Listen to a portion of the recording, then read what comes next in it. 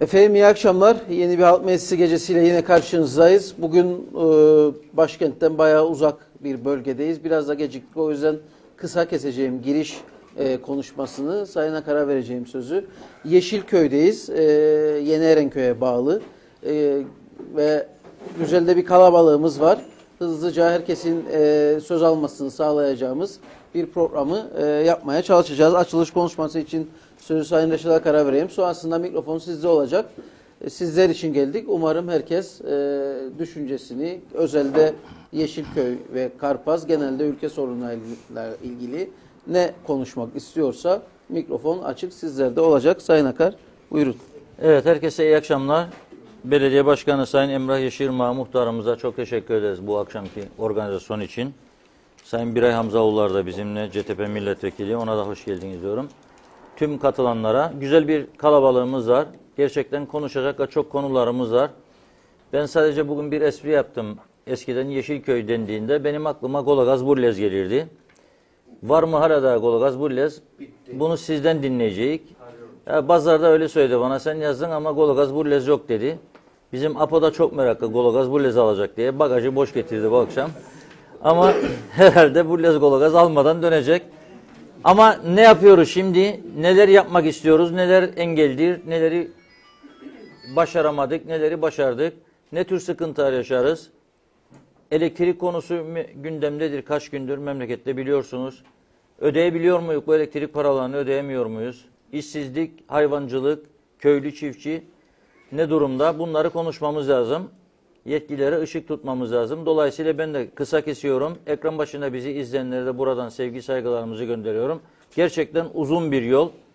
Lefkoşa'dan çıktık, işi gücü tamamlayıp öyle yola çıktık. Oturmakla da gazetecilik olmuyor. Bizim de böyle bir alışkanlığımız yok. Yeter diyor bazıları bize, bu kadar köy köy gezdiniz. Biraz da siz dinlenin ama bizim anlayışımızda bu yok. Köy köy gezmeye devam edeceğiz. 115. toplantımızı bu akşam hayırlısıyla gerçekleştiriyoruz. Ben katılan herkese çok teşekkür ediyorum ve sözü muhtarımıza veriyorum. Evet. Otur. Öncelikle Diyalog TV'ye ve Reşat Akar'a bu programı düzenlediği için teşekkür ederim. Bütün sayın milletvekilimiz, belediye başkanımız ve tüm misafirlere hoş geldin derim. Şimdi köyümüzün çok sorunu vardır. Yani bölgemizin de sorunu çok. Öncelikle son yağışlardan dolayı doğal afetler oluşmuştur bizim köyde. Bu doğal afetleri karşılamak için herhangi bir komite, yani hasar tespiti yapıldı fakat herhangi bir komite oluşturulup da buradaki hasarın miktarını veya nasıl bir yardım yapılacak diye başka bölgelerde olduğu gibi bizim bölgede de bu çalışma yapılmadı. Yani hasar tespiti yapıldı belediye üzerinden veya daireler üzerinden ama vatandaş mağdurdur. Yani ürettiği maldan, patatesten, yani oluşan aşırı yağışlardan arazilerin durumu berbat oldu. Bütün araziler kullanılamaz hale geldi. Bu yüzden çok büyük bir sorundur şu an bizim köyde. Ondan sonra bizim köydeki kırsal kesim arsaları ikinci bir sorunumuzdur. Defalarca söz verilip bugüne kadar verilmemiştir gençlerimize. Bu yüzden gençlerimiz göç etmektedir. Bu kırsal kesimin bir an önce verilmesini istedik. Sayın Bakanımız vermek istermiş. Engellemiyorlar. Parti meclisi, biz böyle bir politika yapmadık. Biz vermeyeceğiz, dağıtmayacağız kırsal kesim. Sosyal konut yapacağız diye söyledik ama onu da yapamıyorlar. O da para altyapısı istiyor. yok diye bahanesini buluyorlar. Altyapısı olan arsalar var. Onları da dağıtmıyorlar bizim köyde. Yani elektriği, suyu, yolu olan araziyi bile vermiyorlar. Kırsal kesim müdürümüz, eski müdürümüz, görüştünüz mü siz? görüştüm eski müdürümüzle. Ben hiçbir muhtarın bugüne kadar soruyorum arkadaşlar. Kimse böyle dosya hazırlayıp parselleri bulup götürüp bakanlığa Kırsal Vermişti. Kesim Müdürlüğü'ne götürmedi. Bir dilekçeyle veya ilgili bakanlar veya milletvekillerinin yardımıyla bir sözle dağıtım yaptılar bugüne kadar. Bizim köyde ben 17 yıllık muhtarım. 17 yıldır mücadele veriyorum. Hiçbir şey yok. Vermiyorlar. İkincisi yani şu işlemi yap diyor adam. Götürüyorsun dosyayı veriyorsun. Halen hiçbir şey yok. Yazılın dediler. Bütün vatandaş yazıldı kaymakamlığa. Bir sürü forum götürdü. Koşturdu. Et eyledi. Verilmedi. Bugüne kadar. Yani biz bu kırsal kesimin yani şu anki İçişleri Bakanı verme taraftarıymış. Parti meclisi kararımız var dedi. Biz bu şeyi dağıtmayacağız. Bizim sözümüz yoktu vatandaşa dedi kırsal dağıtacak diye. Ama bizim altyapımız vardır. Gençler buradan göç ediyor. Köy nüfusu düşüyor. Yani biz burada kalmak istiyor gençlerimiz. Bu kırsal kesimin bir an önce verilmesini isterim. Yani evet. Vatandaş da istiyor, gençlerimiz de istiyor. Burada kalmak istiyor. Hemen başlanacak kişiler vardır. Ev yapmak isterim. 2'de 1'de yani baskı uyguluyorlar bize muhtar olarak. Tabii ki bize geliyorlar gençler. Yapmak istedikler yapamıyorlar. Biz de karar aldık. Yani kendi köy içerimizde, komitemizde biz de gecekondu gibi bu arsaları biliyoruz zaten. Kendimiz hudut tespiti yapıp gençlerimizle gecekondu yaptıracağız. Eğer yasal vermezlerse. Eğer ki yasal olarak devlet bunu dağıtmazsa gecekondu olarak yaptıracağız birkaçına. Yani hazırdır. Adamlar yapacaklar. Gecekondu usulü. Evet. Onun için Ayşegül Hanım bizi eminim dinliyordu. Yani gelsin bir an önce. Dinliyordu. Yani bir an önce bir el altyapımız atsın. vardır. Yani altyapımız olan arsalarımız 250 adet arsa vardır. Altyapısı yapılmış. Yani yolu var, suyu var, elektriği var bu arsaların. Daha önce defalarca tespit yapıldı. Kırsal Kesim Müdürümüz geleceğim dedi, gelmedi. Yani muhtarı veya belediye başkanımızı kaleye alıp yani burada böyle bir çalışma yapalım diye hiçbir cevap alamadık bugüne kadar. Söz verdi, gelinmedi. İkincisi yani bölgenin de birçok sorunu var. Tekrar söz hakkı alırsam söyleyeceğim ama burada bizim bir hastane yapıldı. Yeni Erenköy'de sağlık ocağı. Burada hiçbir cihaz yok. 8-10 tane odası var bomboş. Bir diyaliz makinesi, bir röntgen makinesi yok. Karpaz'da geçen kalp krizi geçirdi adam, öldü gitti. Yani bizim bölgeye yıllardır bakılmıyor yani. İhmal edildi burası. İhmal ediliyor. Adam kalp krizi geçirir, ta gitsin ölüyor. Mausa'ya giderse değil mi burada? Evet. Bir hasta olur hemen ambulans git gel ambulans 3 defa 4 defa 5 defa gidiyor bazen. Yani burada bir hastanemiz vardır yani odalar var. İyi bir bina yapıldı. Bina boştur ama. İçerisinde röntgen cihazı yok. Bir diyaliz makinesi yok. Kalp şeridi çekecek doğru düzgün bir makine yok. Yani bu cihazların Sağlık Bakanlığı tarafından karşılanmasını istedik. Veya yapamazsalar halktan şey yapsınlar. Yani her evden 100 lira 50 lira toplansın. Burada bir cihaz alınsın yani. Bizim bölgenin ihtiyacı. Evet. Diğer konumuz da bugün hayvancılarımız arpa alacak. Az bir miktar verildi arpa genlere. İstedikleri miktarı alamıyorlar. Kredi olarak. Diğer konularımız böyle köyümüzde camimiz var. Yıkıldı. Mezarlığımız var yıkıldı. Bir türlü bizim belediyenin de tabii imkanları kısıtlı. İmkanları kısıtlı olduğundan dolayı müdahale edemiyor. Her yere bizim köydeki yollar her tarafı yıkıldı. Bunları belediye olmazsa olmayacak yani. Karayolları araç yolladı yani geldiler. Umumi ziyaret yaptı milletvekili bakanlarımız. Fakat gerisi gelmiyor. Yani duvarlar yıkık kaldı. Yani nasıl yapılacak? Ne kadar maliyeti var? Nasıl yapacağız bunları düzenleyeceğiz diye hiçbir şey yok. Yani maddi olarak sağlanmıyor. Bunların bir an önce yapılması lazım. Yani bakanlarımıza burada çağrı yapıyorum. Gelsinler yerinde gündüzleri gelip burada incelemede bulunsun. Ya da ekiplerini göndersinler. Burada çalışmalarını daha iyi şekilde yapsınlar diye. Teşekkür ederim. Evet, sağ olun. Tekrar söz hakkı alırım. Evet, ver bakalım Pınar'a. Selam, hoş geldiniz Aytu Hoş Bey. bulduk. İkinci kez Reşat Bey köyümüze. Ben muhtara katılıyorum. Benim babam astım bronşit hastası ve babam sıkıştı. 12'de Erenköy Hastanesi'ne götürdük, doktor yok. İzindeymiş. Başka doktor da yok. Bir tane doktorumuz var. Ambulansa koydular bizi, babamı Mehmetçik Hastanesi'ne. Biz de peşinden gittik. Orada da doktor yoksa Mausa'ya. Yani biz doktor istiyoruz ve hemşire istiyoruz. Hemşire eksikliğimiz var. Mausa Hastanesi'ne geçen gün gittim. Açık ve net söyleyeyim. Dahiliye doktorla randevum vardı diye gittim. 14-28 milyon para verdim. Boş boşuna gitmiş oldum. Bana Umut Bey'e numara verdiler ama doktor yok. Allah Allah. Hiçbir dahiliye doktoru yok. Ayarlayacağız ve ayarlanmadı. Bize sonradan haber geliyor. Dahiliye doktorları yok. Hepsi izinde. Büyük sorun bu. Ben Karpaz'dan tutuyorum gidiyorum ve doktor yok diyorlar bana. Nasıl bir... Ne oldu ondan sonra? Ondan sonra döndüm geri, işlerimi hallettim, geri geldim köye. Görünemedim doktora. Neyiniz vardı? Grip mi? Yok, guatr hastasıyım. Hakikaten. Evet. Artı bu sellerden bizim evimizi sel bastı. Yardım edeceğiz size dediler. O da sözde kaldı. Ne koltuk kaldı ne halı kaldı. Bekliyoruz öyle yardım.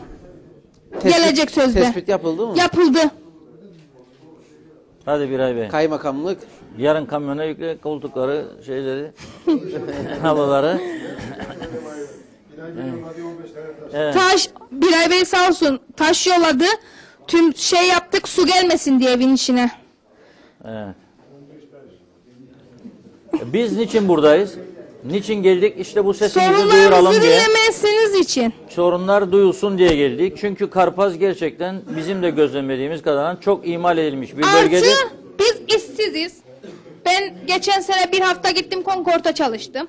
Kırgızistan'dan şeyden getiriyorlar. Onlar saat 8'e 9'a kadar çalışıyor diye bize iş yok. Otellerde bize iş yok. Niye? Onlar mesai yapıyor, ucuz para alıyor diye. Bize gelince iş yok bu memlekette. Niye üçüncü ülkeden bir işçi getiriyorsun? Veya da niçin sen bölge halkını almıyorsun Kalaburnu'ya kadar? Geçen gün Çalışma Bakanı farklı bir şey söyledi yalnız bu işte. Buradan liste vermişler. Buradan bir otele aramışlar. 43 kişiden 7 kişi başvurmuş filan dedi. Çalışma Bakanı bilmiyorum. Tamam, muhtar söyleyecek onu. Evet, sen devam et. Kesinlikle. Tamam. Artık emirnameye gelmek istiyorum. Ne bileyim. Emirname. Bu Karpaz bölgesi emirnamesi. Emirnamenin biz Karpaz bölgesi olarak kalkmasını istiyoruz. Tarlalarımız var. Denizde sıfır. Ve emirname yüzünden müşteri geliyor. Aa burası emirnameye kapalı. Ben bunu alamam kusura bakmayın diyor. Allah Allah. Bu emirnameleri kaldırırlarsa çok mutlu olacağız yani. Evet. Teşekkür ediyorum. Peki. Bravo. Ver bayım yana, Evet, ver yana, ver evet. yana. Tanıyalım sizi. Diyalog TV olarak hoş geldiniz. Hoş bulduk. Adım Zorba Cansoy. Ben de bu sel felakete değineceğim.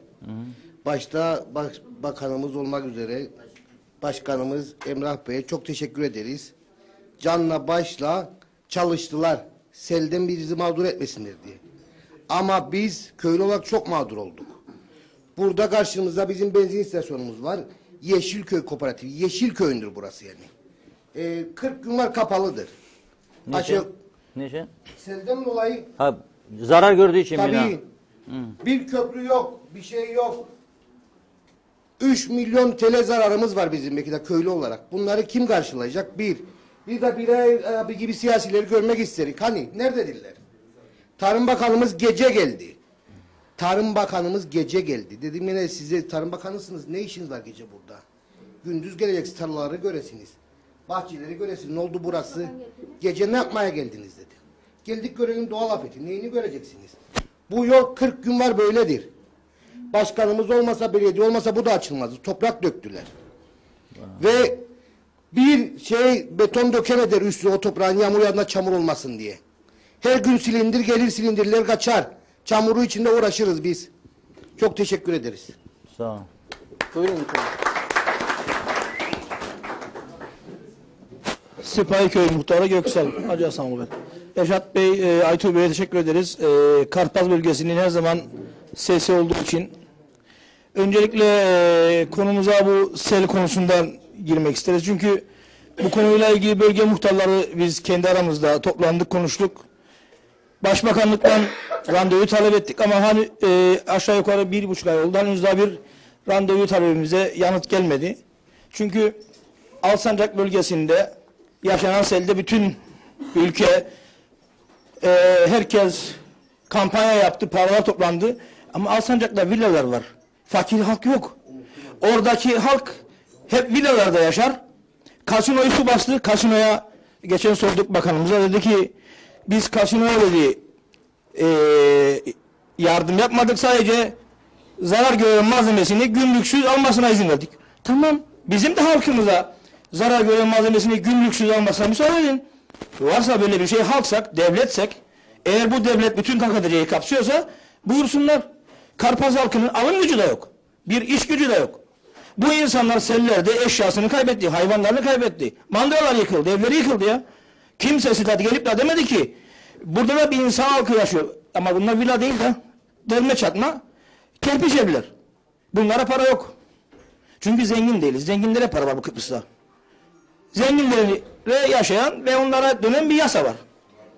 Ve halen daha bizim bölge muhtarlarının randevu talebi oldu. Dedi ki biz, çünkü yasayı araştırdık, bunların kapsama girebilmesi için doğal afet ilan edilmesi gerekiyor ki bölge halkı buradan faydalanabilsin. Biz de dedik ki yani bölge muhtarları, İskele bölgesi muhtarları, biz randevu talep ediyoruz. Bizim buradaki yaşanan olay 50-60 yılda bir görünen bir şeydir. Bu insanların zaten iş gücü yok, alım gücü yok. Bize bir randevu verin, gidelim. Çünkü seracılara Bakanlar Kurulu karar çıkarttı. Seracılar her türlü doğal afetle gördükleri zararı devlet karşılayacak. Da güzel bir şey yapsınlar.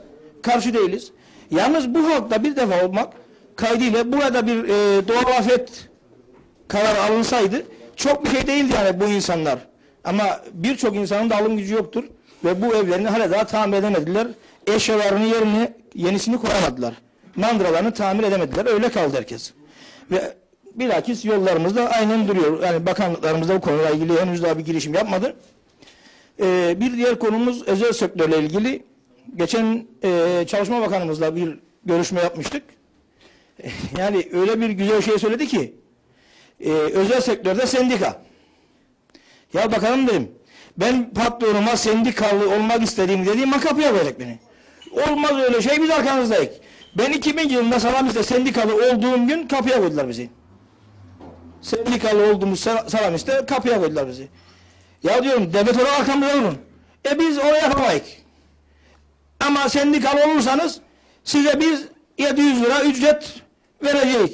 Nasıl ben sendikalı olabileyim? Ben zor kendimi tutuyorum orada, beni işte atmasınlar diye. Ağzımı açmıyorum, maaşımı keserler. Ondan sonra o 2 sene maksimum, ondan sonrası ne olacak? O Param ayrı bir diyor konu, 2 tabii. sene yeter diyor. O da 4000 kişiye. Sana sıra gelmeyebilir. Lefkoşa'dakilere gene Senden efendim. tik Zaten- alacaksa gelecek. Senden buradan tik mi alacak? Tik neden alacak o? Sorduğumuz konuda kimler faydalandı bundan? Şimdiye kadar Lefkoşa'daki bazı özel sektör O böyle 2 200 milyon- çalışanı, 100 çalışanı O olanlar 200 milyonu Kimse almadı yedi. buralara göndersinler. 200 Yok, milyonun bir geçmedi o. kısmında yok, öyle sizin söylediler kendisi. Yani geçmedi o yasa henüz. Aynen. O yüzden Avrupa faydalar yapar yok. sizi burası. 200 milyonu buraya göndersin. Bakanlar Kurulu değiştirsin tüzüğü, Aynen. yasayı. Sizi burada Avrupa yaparlar. Ki- 200 milyonu gönderse buraya. Başbakanımız da bölgeye gelecekmiş 21'inde. İnşallah o haber edeceğiz bu konuları. Bölgemizi birinci kalkınma bölgesi ilan edilmişti. Halen daha kalkınamadık. Kalkınma adına da bir çivi çakıldığını görmedik. Birinci bölge ilan edilmemize rağmen. Kırsal kesim arazilerine sıra gelince Ondan bakandan bir mesajlar okuyacağım şimdi size. Ayşegül Hanım hemen yazdı. Bakanımız konut konusunda ısrar etti. Politikaları buydu. Yalnız bize diyoruz ki yani bu bütçelerle, bu durumda muhtarımızın da diğer muhtarlarımızın hemfikir olduğumuz bir konu. Bu insanlar zaten Karpaz'da durmak için zor koşullarda yaşıyorlar. Arazi konusu zaten gençler yetişti. İkinci, üçüncü nesil yetişti. Artık babadan arazi olayı da kalmadı. İnsanlar artık zaten iş gücü yok. Bir arazi satın alıp da ev yapsın. Boş arazilerimiz var. Onları da bir şekilde Lefkoşa'dakiler paketlerden alıyorlar. Bize gene kalmıyor. Ya da üstünden başka şeyler, büyük projeler yapılıyor. Biz diyoruz ki bunlar yapılmadan bölgenin çocukları, gençlerine bir şekilde eğer konutsa konut, yapma imkanı olan varsa yapma imkanı olan verin, denetleyin, kısa bir sürede bitsin bu projeler. Okuyacağım görüşünü Onu da bakalım. inşallah Şimdi düzgün- Ayşegül Hanım diyor ki altyapısı olmayan, tarla niteliğinde olan ve insanları mağdur etmeyecek bir yapı kurup verebiliriz dedim. Yoksa tarlaları insanları kandırmak için dağıtamayız diyor. Altyapısız yerlerde sorun yaşamak olmaz. 4000 arazi var altyapısız diyor. İnsanlara zulüm diyor. Altyapı yerleri vereceğiz diyor. Ve tüm köylülere sevgi selamlarını iletiyor. Bir de güzel öneri var. Erol Canseç isimli bir vatandaşımız, devamlı izleyicimizdir. O da diyor ki avın çoğu Karpaz'da yapılır diyor. Avcılara diyor vergi koysun Karpazlılar diyor. O zaman kurtulur. Güzel bir Son öneri bir var. konu daha söyleyeyim Reşat Bey. Ben aynı zamanda Erenköy Lisesi'nde okul aile birliği başkanlığı yapmaktayım. Sayın Vekilimiz geçenlerde bir eleştiride bulundu bize. Maalesef bizi istifaya davet etti. Ben de kendisine söyledim ki Milli Eğitim Bakanlığı istifaya davet edin lütfen. Çünkü Milli Eğitim Bakanlığı yok şimdiki, öncekiler de içinde olmak üzere okullarımıza maalesef 1 lira dahi katkı vermezler. Kağıtları dahi biz okul aile birliği ya da okulun bütçesinden oradan buradan, kendisi de okul aile birliği başkanlığı yaptı. Çok iyi bilir. Mürekkebini de spor malzemelerini de çocukların ulaşımını da her şeyini de okul aile birliği ve okul yönetimi karşılama durumundadır. Ve Milli Eğitim Bakanlığı'na burada göreve çağırıyoruz. Bölge okullarına sahip çıksınlar. Katkılarını arttırsınlar. Gerçek bir bakanlık olduğumuzu ve bir devlet olduğumuzu bize hissettirsinler. Teşekkür ediyorum. Sağ olun. Var mı oralardan? Arkadan. Buyurun. Tanıyalım sizi. İsmim Aşim Baykut. Yeşilköy'de ikamet ediyorum. Az önce Zorba arkadaşımızın dediği gibi bizim buradaki bu yaklaşık 40 gün önce bir sel felaketi olduydu. İş yerimizi, üzerine iş yerimizi bu su felaketi zaten bastı. Yaklaşık bir 400.000 TL yakın bir zararımız var burada. Biz Ne işidir? Ne Yeşilköy Kopkredi şirketi. Ha, Kooperatifi diyor. Benzin istasyonu Haber aslında binası. burası bastı. Yani çok büyük bir felaket geldiği için yer altındaki depolara öyle bir su geldi ki depolar birbirine vurdu. Ve bütün depolar patladı. Şimdi yetkilileri biz devamlı zaten bildirimimizi yaptık. 400.000 TL'ye de ihaleye verdik. Takriben öyle düşünüyorum. Öyle biliyorum yani. Şimdi yetkililerden biz bir yardım bekliyoruz. Çünkü zaten kooperatifimiz 14 çalışanı vardır. Ancak da kendi kendimizi idare ediyoruz. Herhangi bir bilgi gelmedi. Herhangi bir çalışma gelmedi. Yani bir an önce 4 tane arkadaşımız da şu an işsiz zaten dışarıda. Mecburiyetten izne gönderdik onları. Bunlardan derhal bir yardım bekliyoruz. İkincisi az önce Perolumuz muhtarımız da dediği gibi yani mezarlığımızın duvarını değil mezarlığımız dolmuştur. Yani biz ölülerimizi ne yapıyoruz? Kazınca başka kemik bulup bir yere koyuyoruz tekrar üstüne gömüyoruz. Yani yıllardır da muhtarımız dilekçe yapmıştır. Üst Ben üste, de- üst evet. üste gömüyorsun. Kendim bile şahit oldum yani muhtarımız ben azarlık da Altındaki yaptım. Mustafa için Fatih okur, üstündeki Ahmet Öyle için. maalesef öyle. Muhtar ben azarlık da yaptım. Muhtarımızla biz beraber defalarca zaten dilekçelerimizi verildik. Ve bir türlü önlem alınmıyor. Bir de şey merak ediyorum biz geçen hükümetlerde bu Yeşilköy ve Erenköy deniz sahilinde yaklaşık 5600 müydü? Bir arazi İstanbul Teknik Üniversitesi'ne verildi. Üniversite yapılacak diye. Hepimiz çok sevindik. Vay Allah'ım. Normal Girne şehir yolu da yapıldı. Ve ondan sonraki gelen hükümetler bunun fesini verdi. Niye verdi? Hiçbir açıklama görmedik biz. Hiçbir şey söylemedi. Düşünün burada bir üniversite olduğunu düşünün. Ne kadar gencimiz burada işsiz kalmayacak. yapmaktan vazgeçmişti Tabii canım başbakan. fes oldu ama niye fes edildi? İşte yapmaktan vazgeçtiği için diye Ama açıklamıştı. öyle değil işte. Benim de bir duyumum öyle değil. Ha. En azından bir açıklaması olması lazım. Yollarımız Reşat Bey. Siz İskele'den döndünüz bu tarafa. Ya. Ne berbat şekilde geldiniz değil mi? Çok. Yani sağda solda köprüler, yol Çok. içindeki çukurlar. Çok. Her gün babutsa dikiyorlar, çiçek dikiyorlar. Bunun önlemini niye almıyorlar? Bu kadar macizler ya. Şuraya bir köprü yapamadılar ya. 2 aydır bir köprü yapamadılar. Yani gençler zaten onun için kaçıyor. Biz 9 kardeşiz. 6'mız dışarıda. Niye? Evet. İş olmadığı için. Ha, 3'ümüz de burada iyi kötü bir iş olduğumuz için buradayız. Yani burası bitiktir artık. Gençler kalmadı. Zaten nüfus da bitiyor artık. Bu köyde ölüler gittikten sonra zaten gençler de göç ettikten sonra kimse kalmadı. Çok doğru. Yani biz sürekli artık alıştık yani. Sürekli siyasiler gelip gidiyor, derdimizi anlatıyoruz ama hiçbir önlem yok. Hiçbir çare yok. Ürettiklerimizi satamıyoruz. Ürettiğimiz tarlada kaldı. Dediği gibi Zorba arkadaşımızın bakanımız geldi ama gece geldi. Gece neyi göreceksin? Gündüz gel ki gör tarladaki o gelmiş Durumu. patatesler, durumu gör ki ona göre yürü. Evet. Ona göre yani bir an önce gerçekten artık gerçekten buraya da bir sahip çıksınlar. El atılmak Hani biz yani. Karpaz bölgesi diyoruz ya aslında Ziyamet'ten bu tarafıdır. Ziyamet'ten o tarafı gene iyi kötü insanlar bir devlet memurdu veya bir geçimi vardır. Ama Ziyamet'ten bu tarafı herkes perişandır.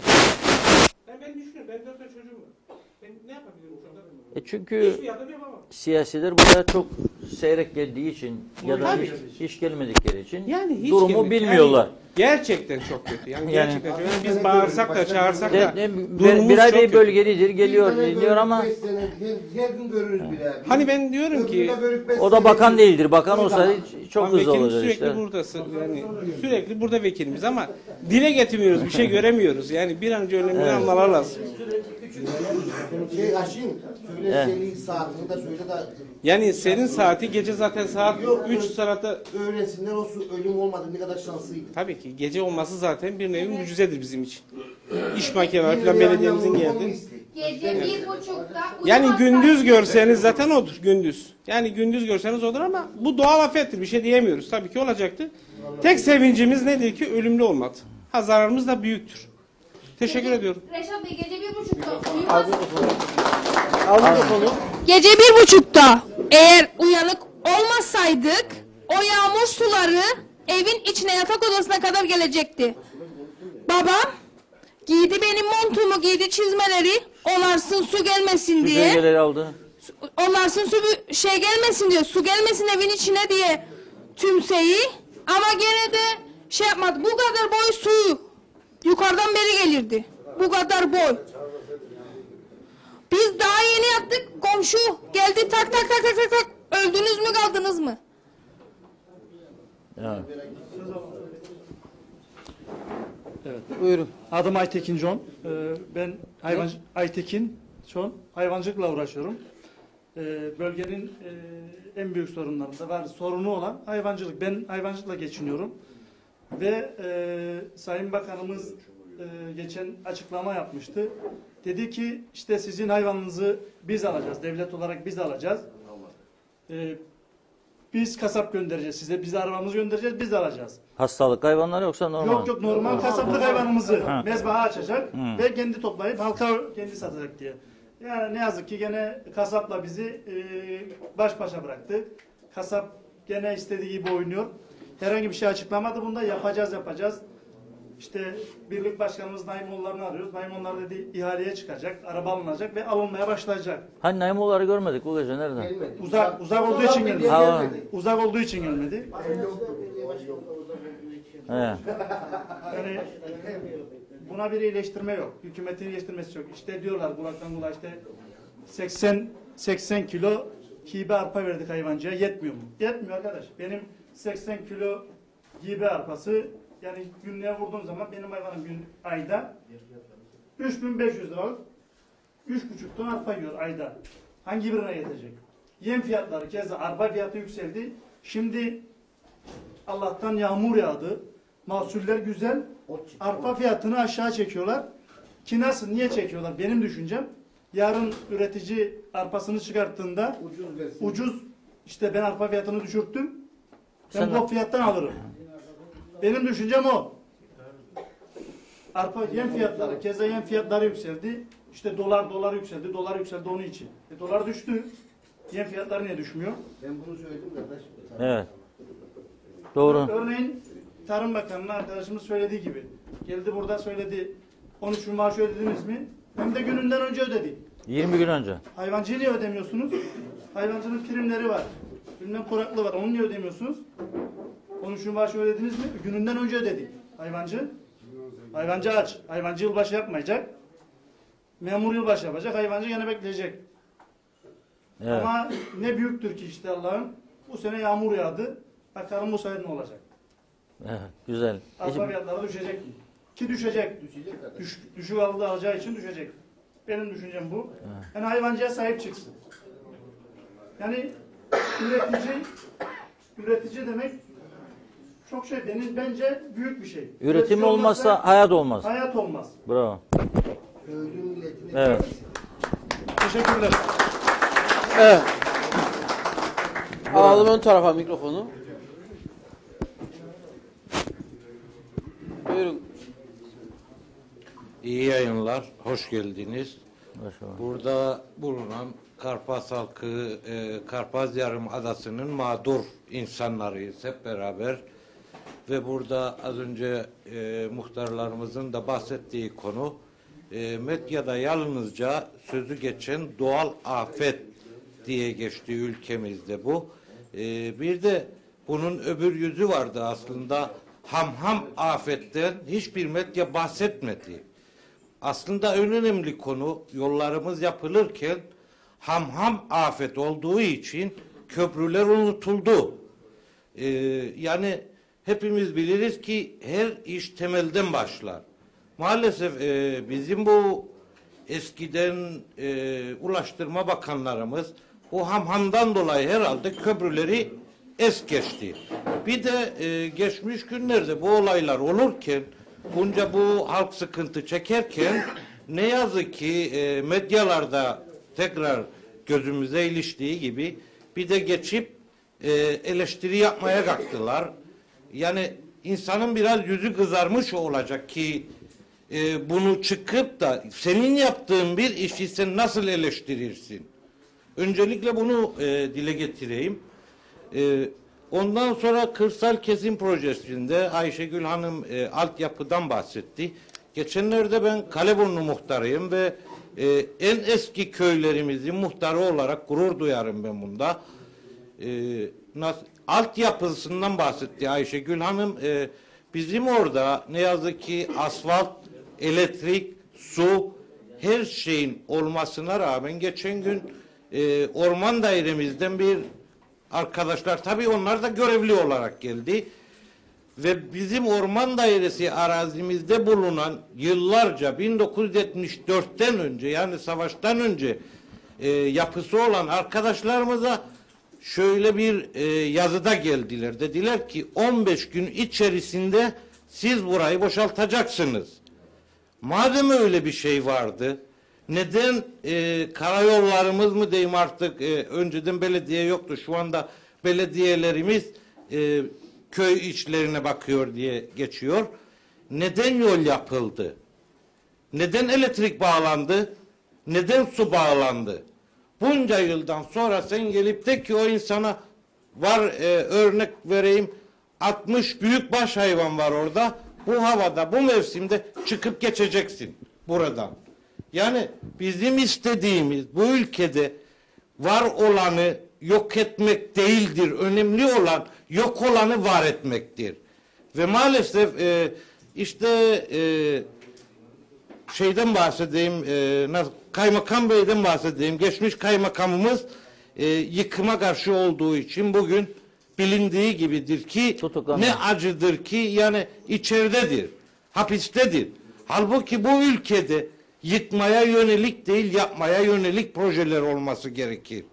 Ve bugün Sayın eski kaymakamımıza da yani bu bölge halkını korumak maksadıyla, göç edilmemesi maksadıyla Karpaz Yarımadası'nın gelecekte hayatta kalma maksadıyla bu mücadeleyi verdiğini hep beraber inancındayız yani bunun. Bir de şu konuya geçeceğim ben, nasıl desem, Karpaz Yarımadası'nın ileriye dönük. Bugün Karpaz Yarımadası'nın ileriye dönük. Ben Sayın Belediye Başkanımla da bu konuyu görüştüm. Sizin yanınızda da bahsettim. Karpaz Yarımadası'nın ileriye dönük en iyi projesi U dönüşü projesidir. Ve bugün ne yazık ki madalyonun bir yüzü, KKTC turistine değil yabancı turistimize bile madalyonun bir yüzü ki Sayın Belediye Başkanım da biliyor, herkes biliyor. Bugün buradan bu tehlikeli yoldan diyeyim artık her gün olmasa 5 turizm aracı geçiyor. Toplu taşımacılık. Ve bizim üzüntümüz bu toplu taşımacılığın, bu turizmin yalnızca Karpaz'a madalyonun bir yüzünden geçip geri gelmesidir. Aynı şekilde Sayın TC elçimiz de Karpaz'a buyurdu ve orada ben Sayın elçimize dedim ki hoş geldiniz. Buradan gelirken geri dönüşümüz nereden olacak? Aynı şeritten olacak demesi ne yazık ki güney ve kuzey olarak denizleri ayıran hükümetlerimiz bize yazık etmeye çalıştılar. Neden bizi bu şekilde Sayın elçimiz bile Dip Karpaz'dan gelip Erenköy'den gelip Erenköy'den döndü. Ki bu U dönüşü programı Karpaz Yarımadası'nın geleceği söz konusudur benim düşüncemde. Ve bunun bir an önce bütün muhtarlarımız da aynı konuda, belediye başkanlarımız aynı konuda ve bunun imzalarını da toplamış. Sayın Belediye Başkanımıza da ilettik. Hatta dediğimiz gibi Gelincik kavşağımızda bir tabela ve bunu bütün muhtarlarımızın imzasıyla, yazısıyla belediye başkanımıza ilettik. Aylar oldu ve hala yıl olacak desem daha uygun. Maalesef bizi hangi gözle gördüklerini merak değil artık sabrımızın taştığını belirtmek isterim. Biz bu ülkenin ilticalısı değiliz, mültecisi değiliz, göçmeni değiliz. Biz bu ülkenin yerlileri ve bizi böyle dışlayarak onlar aksine bizi burada birbirimize daha çok bağladıklarını farkında değiller. Bir de bariyer konusu, onu da söz etmeden geçmeyeceğim. Motor bariyerleri diye bir yazı gördüm medyada geçen gün. Bizim geleceğimiz olan gençlerimizin minibüsü maalesef bunu geçmiş yıllarda bölgedeki insanımız değil Kıbrıs halkı biliyor. Yoldan bariyer olmadığı için uçuruma uçtu. Kaleburnu, Kurova gençliğimiz yani geleceğimiz onlar bizim. Ve bariyer konusunu biz aktardık. Dedik ki burası uçurum. Gazeteler Kıbrıs gazetesi de yazdı. Herkes yazdı. Ve maalesef bugünkü gündemde Magosa Lefkoşa ana yolu ki bildiğimiz gibi Mesar Gavvası dümdüzdür. Karpaz maalesef uçurumlar içindedir. Ve bize görülecek, yıllarca görülmesi gereken bariyer hakkını gençliğimize, maalesef geleceğimize yönelik hiçbir atılım yapılmadı. Evet. Evet. Peki. Sözü daha Teşekkür sonra ederiz, tamam. tekrar Tamam, toparlayalım. Arkaya gidelim biraz.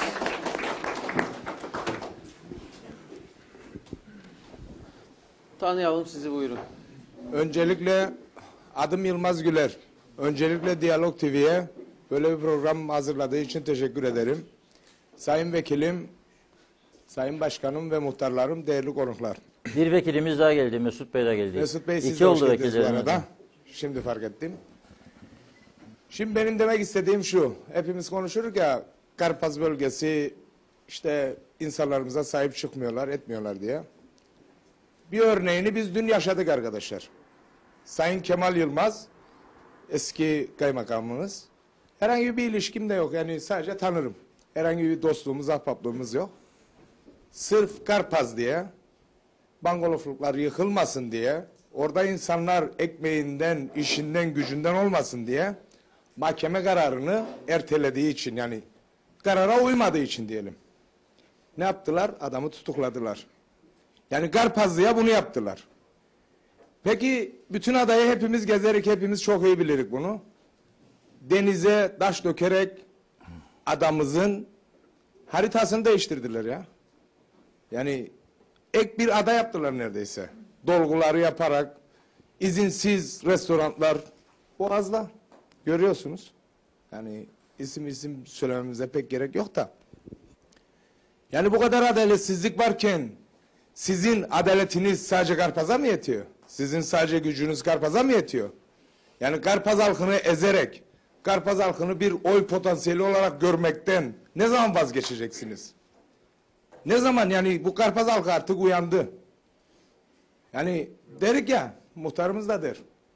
Tamam, kırsal kesim arsamız yok. Ben babamın arsasına ev yaptım.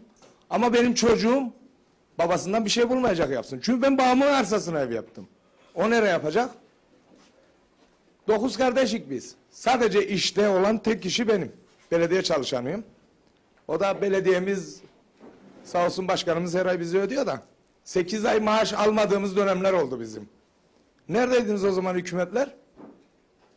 Yani demek ki ne yürütülüyor ama. Öteki 8 kardeşiniz ne yapıyor?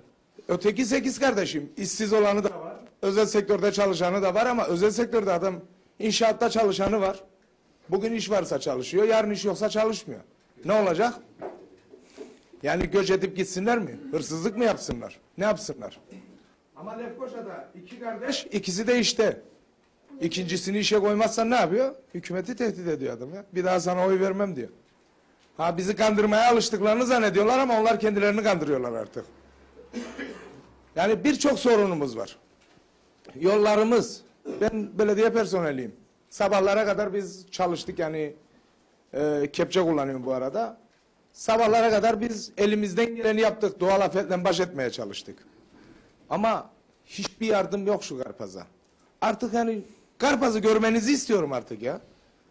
Sadece bir abim bizdendir diye bizim içimizde. Bir abi bu toprağın, buraların çocuğu olduğu için, otobüs şoförü olduğu için burada. Emin olun ki Biray abi de Lefkoşalı olsaydı aynı zihniyeti taşımayacaktı. O da geçmezdi. Yani o da geçmeyecekti buradan. Yani Onun için Bunlar burada fazladır ama her yere gelir bizimle, öyle değil. ya gelir ama köylü çocuğu olduğu için geliyor. barikat koyun kendine, çıkmasın buradan. Ha yeri Kalsın. gelir, onun da yanlış politikaları var. Yani sevdiğim tarafları da var, sevmediğim tarafları da var. Evet. Ama bizden biri olduğu için kabul ediyoruz. Yani diyeceğim odur ki biz zaten haksızlığı Kemal Yılmaz'da gördük.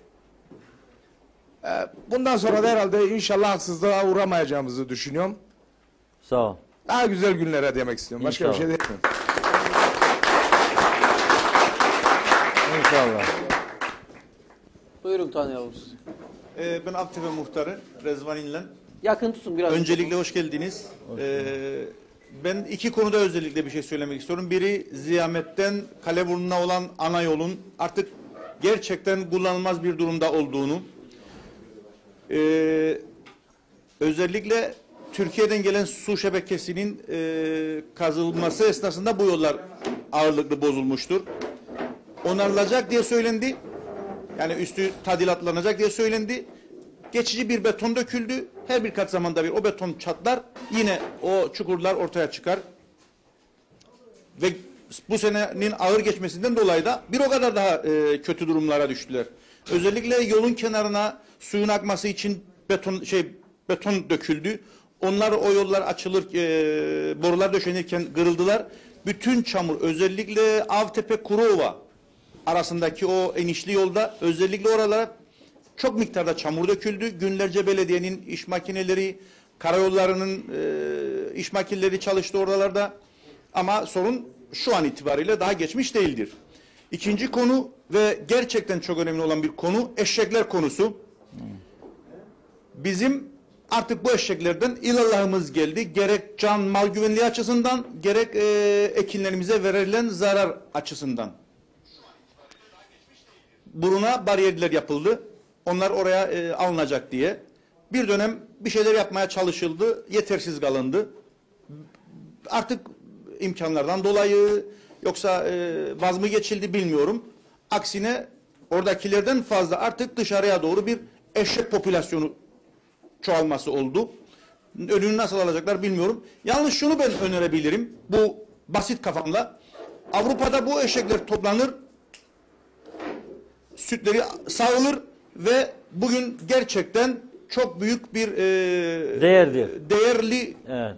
miktarda Teşekkür satılır. Yani işlenir ve satılır. Ha, biz yapamaz mıyız böyle bir şey veya yapamazlar mı? Eğer bizim imkanımız el vermiyorsa dışarıdan çağrılacak bir şirket, özel şirkete nasıl her şey yaptırılıyorsa bence bu da yapılabilir.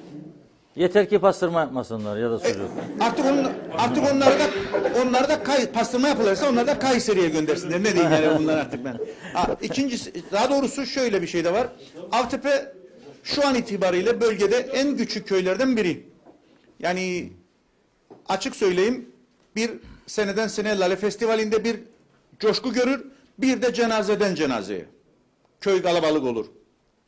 Neredeyse artık %80'i halkın 60 yaş ve üstüdür. Bu insanlar her gün için ya rahatsızlık yaşar veya da sağlık sorunlarından dolayı Erenköy'e gelmek zorunda kalırlar. Ve düşünün, Avtepe'den Erenköy'e gelmek için de ya Ziyamet'e kadar gelecek veya da Derince'den Adaçayı üzerinden Erenköy'e gelecek. Bugün bizim Avtepe'den Rum zamanından kalma altyapısı hazır olan bir yolumuz var. Ama şu anda topraktır. Ama altyapısı hazırdır. Üstüne dökülmesi gereken dökülür ve asfaltlanır. Derince kavşağı ile birleştirilir. Oradan en azından yolumuz çok daha kısalır düşüncesindeyim. Söyleyeceğim bunlar. Sorun çok ama en azından bunları söyleyebilirim. Evet. Devam edelim hızlı bir şekilde. Arka taraflardan mikrofon almak isteyen.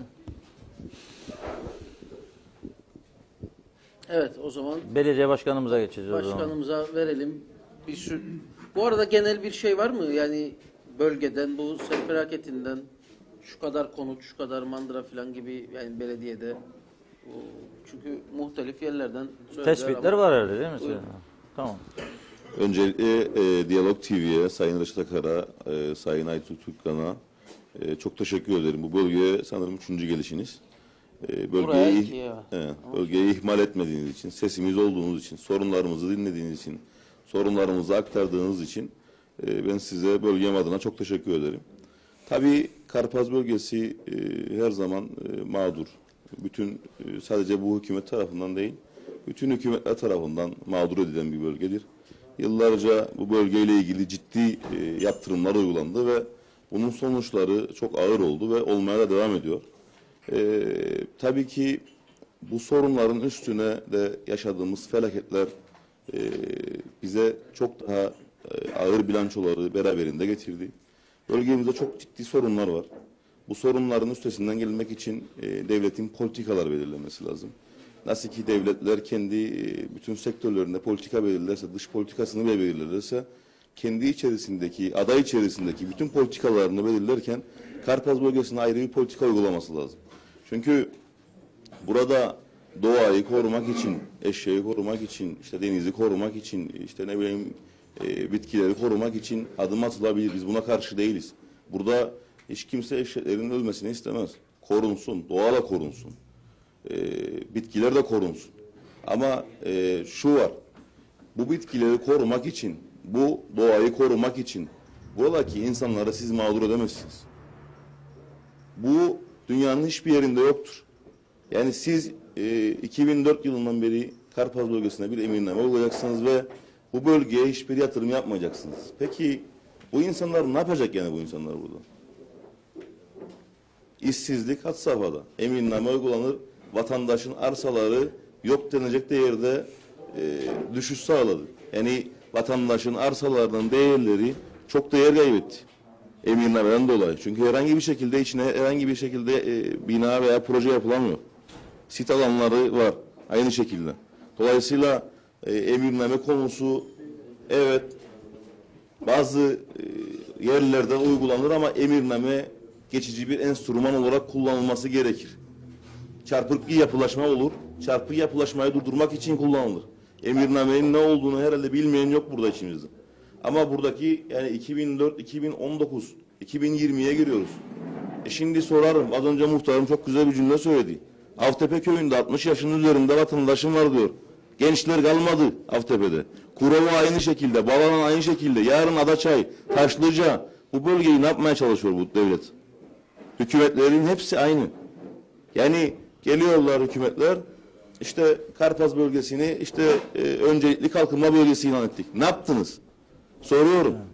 Eğer siz bu bölgeye bir yaptırım uyguluyorsanız Nasıl ki doğayı koruyorsunuz, eşekleri koruyorsunuz, işte ne bileyim bitkileri koruyorsunuz. Aynı şekilde insanlarınızı da korumanız lazım. Çocuklarınızı da korumanız lazım. Eğer siz insanları koruyamıyorsanız, insanlarınıza sahip çıkamıyorsanız, bir devletin geleceğinin bahsetmek söz konusu olamaz. Olamaz. Yani nedir plan ben onu bilmiyorum. Yani bir anlaşma yapıldığında bu bölgeyi boşaltmak mıdır plan? Nedir yani buraya yatırım yapılmasının sebebi nedir? Ben devletin başında olsam bu ülkeye bir üniversite geleceğinde şart koşarım Karpaz yapacağım diye. Çünkü o bölgenin ihtiyacı var. Bir üniversiteye ihtiyacı var. Söylüyoruz en baştan beri. Bir, emirnameler kesinlikle kaldırılması lazım. İmar çerçevesinde. İki, üniversitenin yapılması lazım. Bu yolların yapılması lazım. Bu bölgenin öncelikli kalkınma bölgesi ilan edilmesi lazım. Burayla ilgili, bu bölgeyle ilgili devletin teşvik sistemini değiştirmesi lazım. Teşvik sistemini devletin kaldırması lazım. Bu bölgede geliyor Türkiye'den, Avrupa'dan, nereden geliyorsa geliyor vatandaş, devlet arazisini veriyor. Vergi resim harçtan muaf tutuyor. Dönüyor belediye vergilerinden muaf tutuyor. Biraz daha devletimiz bu insanlara otel yapacak ya. Dünyanın neresinde var böyle bir şey ya? Dünyanın neresinde var? Bana söyleyin, örnek gösterin. Dünyanın hangi ülkesinde var? Bir bölgeye yatırım yapılsın, devlet de buna teşvik versin. Devlet bunları kaldırsın. Devlet bunlardan gelir elde etsin. İnsanlar yatırım yapacak. Bir üniversite söylenildi, İstanbul Teknik Üniversitesi. Aferin pop pop, İstanbul Teknik Üniversitesi'nin işte şeyini iptal ettik. Ya iptal ettireceğine başka üniversite getir yapsın. Yatırım yapanlar da kan alıyor ama bu bölgede benim bildiğim hepsi kapatmak ister. Neden? Oteller, Neden? Müşteri yok, iş yok. Neden yok? Yol yok. Emirname var. Yatırımcı gelmiyor. Şimdi eğer siz bir bölgeye, bir otel yaparsanız diğer yatırımcının gelip oraya yatırım yapabilmesi için emirnamenin olması lazım. Veya Emrah'ın da gidip orada bir şey yapabilmesi lazım. Veya vatandaşın da gidip orada bir şey yapması lazım. Yani siz eğer bu bölgeye emirname uyguluyorsanız bu bölgedeki insanları da korumak için alternatif turizm modellerine yönelmeniz lazım. Devlet teşvik etse bu insanları, dese ki her biriniz 20 tane bungalov yapın, ben size bunları ödüyorum. Eminim herkes yapar burada bungalovunu. Yapar. Ama yapmıyor. Emirname uyguladım Karpaz bölgesi. Olmaz böyle bir şey ya. Yoktur dünyanın hiçbir yerinde. Yani çok ciddi sıkıntılarımız var. Tarımda aynı şey, hayvancılıkta tütünün nasıl öldüğünü ben 5 sene tütün eken adamım. 5 sene kırdım, ektim, dizdim, kuruttum. Ama öldürdüler onu da. Neden öldürdüler? Devlet doğru pazarı doğru zamanda bulmadı. Tütün fabrikaları doldu. Şu an tütüne 20 lira oldu galiba kilosu. Geçen gün konuştuk müdürümüzle. Kooperatif müdürümüzle. Yani burada tütün fabrikası şu anda ister atıldı, tütün üretsin. Atıl vaziyette. Hayır, atıl vaziyette değil. Tütün üretecek üretici yok. Öldürdük çünkü insanları. Bırakmadık üretsinler. Pazar bulmadık. Şu anda da üretecek kimse yok. Dolayısıyla şuna geleceğim. Devletin bu bölgeyle ilgili ciddi adımlar atılması lazım. Bakın bir sel felaketi yaşadık biz bölgede. Birinci sel felaketinde vatandaşlarım çok iyi biliyor bölgede. Bütün vatandaşlarım bilir. Ciddi sıkıntılar yaşadık. Ama biz bunu sağda solda dillendirmedik. Demedik ki ya işte yani biz de bu kadar olduk. Birinci sel felaketinden bahsediyorum ben. Orada Girne'de can kayıpları yaşandığında biz sesimizi çıkartmadık. Yollarımız gene kapandı. Gene evleri basan 4-5 tane evimiz basan olaylar oldu. Ama biz sesimizi çıkartmadık. Yani orada can kayıpları varken biz burada demedik ya bizim de evimizi su bastı demedik. Ama ikinci sel felaketinde çok ciddi hasar aldı. Bütün evlerimiz. Yani bizim ekiplerimiz, belediye ekiplerimiz gece evden insanları şirodan aldı ya. Pencerenin içinden ya. Ve geldiği yetkililer.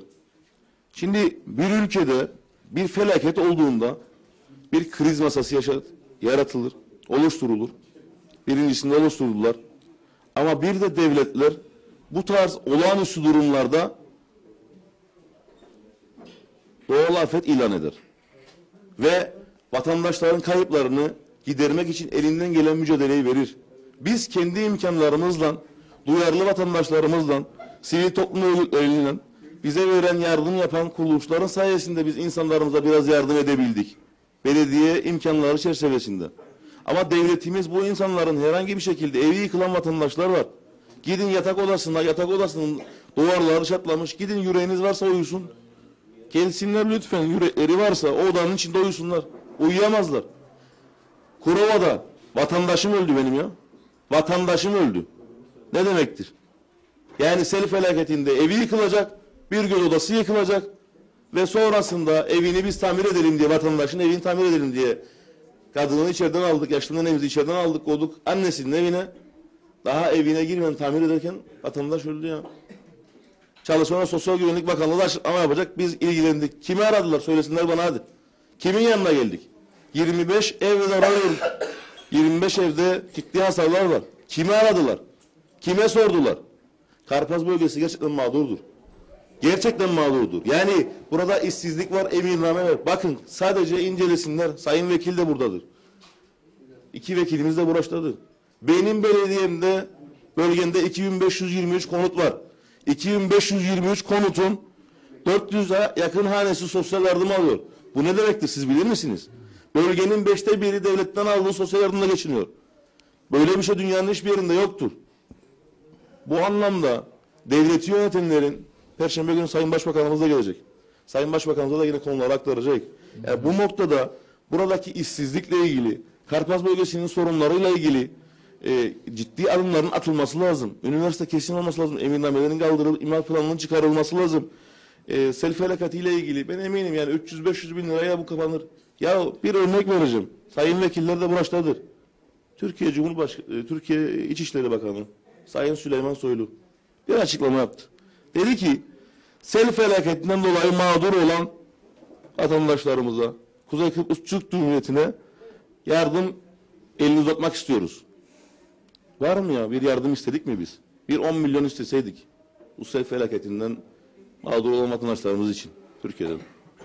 Vermeyecek miydi yani Türkiye bize? Para istemesini de bilmiyoruz biz. Ya olabilir mi ya böyle bir şey? Adam diyor ki oradan İçişleri Bakanı diyor ki bu mağduriyetten dolayı ben size yardım etmek istiyorum. Ne yapabilirim? Birileri de ona demesi lazım ki ya Sayın İçişleri Bakanım böyle mağduriyetlerimiz var. Burada bize yardımcı olun. Hayır mı diyecekler? Hayır demeyecekler. Peki ben size soruyorum. Türkiye'den alamadık, beceremedik, almadık. Bizim elimizde de ekonomik kriz var, döviz var. Yok.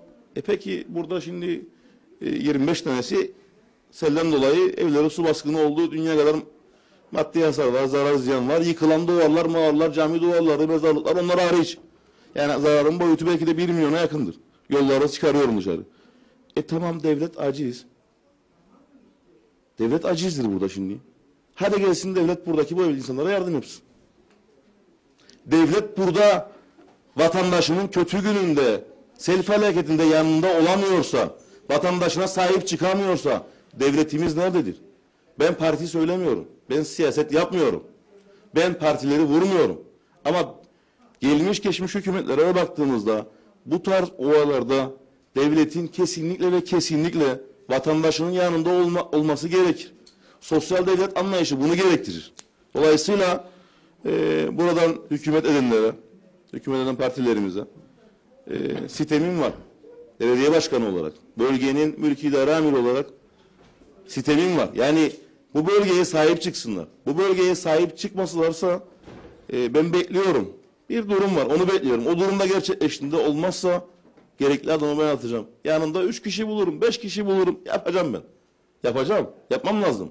Çünkü ben bu insanlardan, bu vatandaşlarından bunun için vergi alıyorum.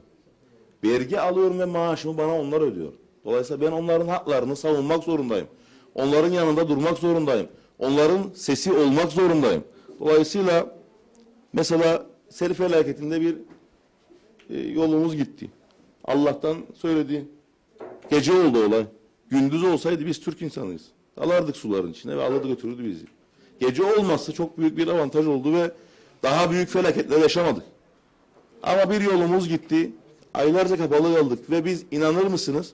Kendi mücadelemizden, az önce belediye personelinin söylediği, kendi mücadelelerimizden biz yolun trafiğini verdik köyün içinden. Ve kaç ay oldu ve hala ihaleye çıktılar. Teşekkür ediyoruz. Ama anlaşmalı ihale nedir ya? Bunu ihaleye çıkarsın. Bir ay süresi olur. Bitirirsin bu işi. Yoktur dünyanın hiçbir yerinde böyle bir şey. Ana yol, Karpaz'a bağlayan ana yolun aylarca kapalı olması dünyanın hiçbir yerinde yoktur. Yoktur. Bu anlamda devlete, yönetenlerin bölgemize Karpaz'a sahip el çıkmasını uzatmasını istiyorsunuz. Evet. kesinlikle ya. Buradaki herkesin insanları sorun. Evet. Herkes aynı sorunları dile getirecek. Çok doğru. Köyün içinden geçiyordu ve ana Duyulmaz. ilkokullarından geçiyorlardı. Duyulmaz Evet. başkanım. Şimdi birkaç şey daha söyleyip kapatacağım konuyu. Muhtarım şey söyledi. Levha. Doğrudur söylediği. Doğrudur söyledi yani. O güney tarafındaki köy muhtarlarım dedi ki bana köylerimizin ismi yazmıyor. 4 yolun orada. Yazalım bir dilekçe de Ulaştırma Bakanımıza verin de bir tabela yapsın bize. Biz isteyecek. Yani bizim görevimiz değil ama isteyelim ya. Biz isteyelim de bir tabela olsunlar. Dilekçeyi yazdılar. Verdik Ulaştırma Bakanlığı'na ve hala daha tabela gelmedi. Doğrudur söylediği. Yani bunu söyleyince kızmasınlar. Defalarca da aradım. Cevap yok. Bir tabela yaptırarak, devletin bir tabela yaptırarak gücü yok. Yoktur. Kimse alınmasın, gücenmesin.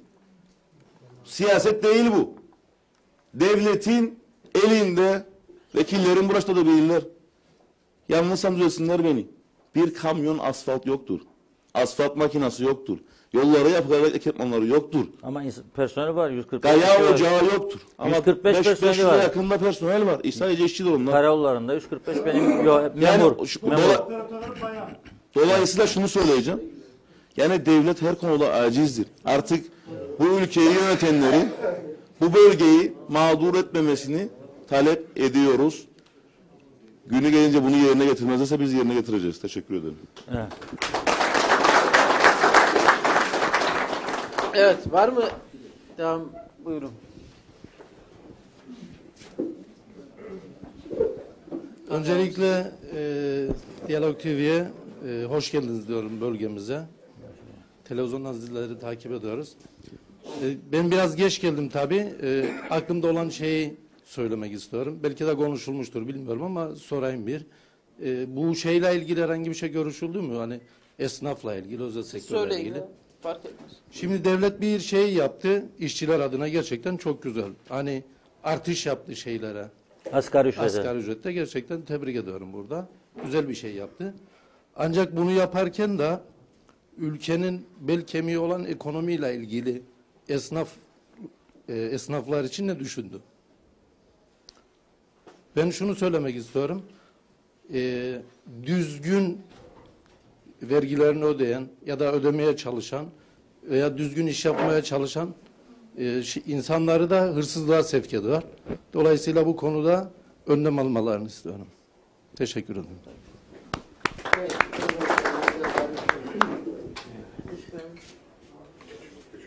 Gel böyle kamera alabilirsin seni karşıya. Tekrar hoş geldiniz. Hoş bulduk. Biraz önce siz dediniz ya Kolokas bullez diye. Bu elektrik fiyatlarından biz bu Kolokas bullezi üretemeyiz. Bu Kolokas bullez çok su isteyen bir Su isteyen, bitkidir. Ve 45 sene bu Yeşilköy bütün adaya su verdi. Deniz olsa bitecek. Ve sonuçta bitti de yani. Teşekkür ederiz. Kuyular boşaldı yani şu anda. Bitti. Kuyu mu Temizlendi. Temizlendi. Bir daha köylü milletin efendisidir derler ya, Atatürk'ümüz söyledi. Öyle bir şey yok. Bizim bu şeylerimiz, siyasilerimiz bunu öldürdü. Teşekkür ederiz. Evet. Ver. Hadi tamam. Hasan Bey. İyi akşamlar dilerim. Ben Mehmetçik'ten katılıyorum. Mehmetçik Sağlık Ocağı'nın diş ünitesiyle ilgili Sağlık Bakanlığı'na buradan çağrıda bulunmak isterim. Bizim oraya 2,5 ay evvel diş koltuğunun ünitesini getirdiler. Sadece diş koltuğu olarak kuruldu. Alet gelmedi. Aletleri konacak dolap yok. İlacı yok. Ama koltuğundan doktorumuz var. Diş doktorumuz var. Koltuk var. 2,5 aydır bütün bakanlıklardaki bütün müdürlerine telefonla müsait ağlar istemiyorlar. Ha bugün ha yarın. Ha bugün ha yarın. Bir ay efendiden daha yardım istedik. Maalesef hiçbir şey Doktor yok. şimdi diş doktor durur orada ama iş yapamıyor. Yok. Alet ya, yok yani. Salı günleri bizde değil. Ama alet yok diye bir iş yapamaz. Koltuk vardır. Doktor vardır. Alet edevat yok. Mesela diş sökecek alet yok mu? Yoktur. İlaç yoktur. İlaç yoktur. Vereceksin kendine bir pensaya kerpeteni çeksin çıkarsın ya. Bunların işi gücü hep şov amaçlı. Televizyonda bunu yaptık, onu yaptık. Yatırımlar güzel yurt lepke tarafıdır çünkü. Bizim ufak Karpaz Aslanı bu tarafa dediğimizde bir köylü bilir, o da Ereköy bilir. Diğer taraflar Allah'a emanet. hiç kurban. Başka bir şey diyemem. Onun için burada çağrı yapıyorum. Sayın Bakan'a. Sayın Bakanımıza lütfen sesimizi duyun ve böğün yarın demeyin. Getirin koyun aletleri ki bu vatandaşlardır faydalanacak olan. Evet. Mecbur olmasın gidip özel doktorda 200 liraya bir diş söksün. Dolgusunu da dişini de sökmesini onlara köy faydalanır oradan. O insanlar para vermesin bu ekonomik krizlerde. Daha çok yapma Mausa Hastanesi'ne, Koşu Hastanesi'ne yığılmalara sebep olsun. Bir türlü sesimizi duymuyorlar. Duyuyorlar.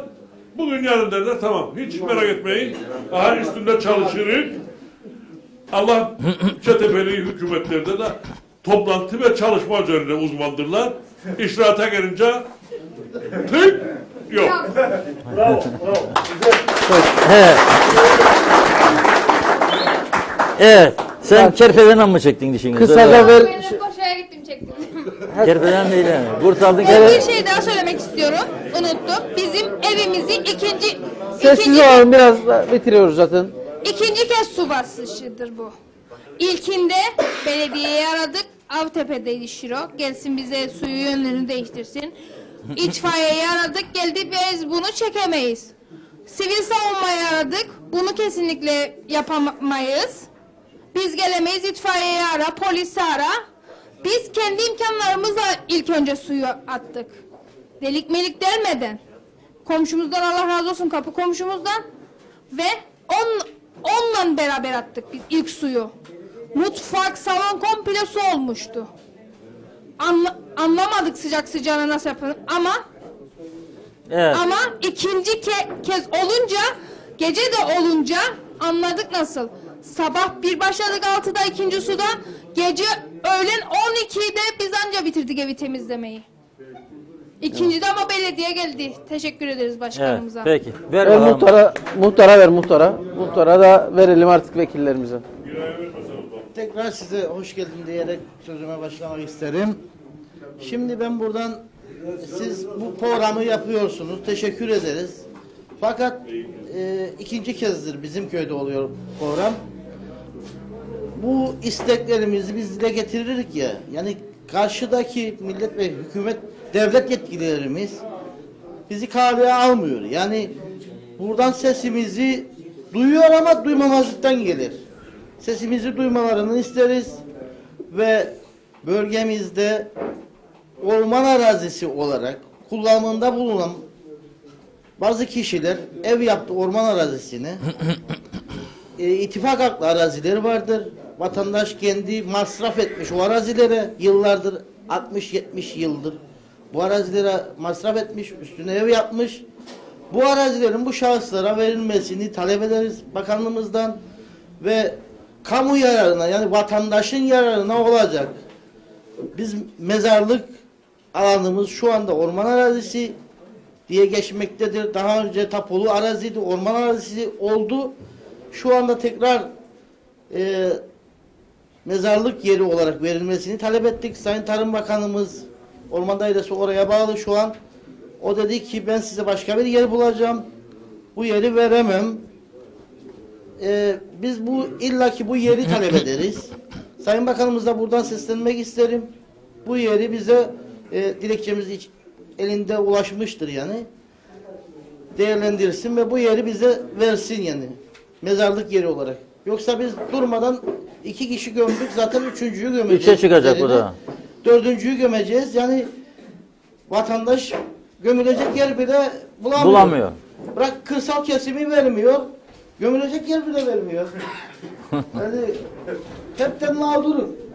Bir an önce bu mezarlık yerinin verilmesini talep ederiz. He. Ha, Aziz Nesinlik'tir tam. Aziz Yani- Nesin yaşasaydı bunu...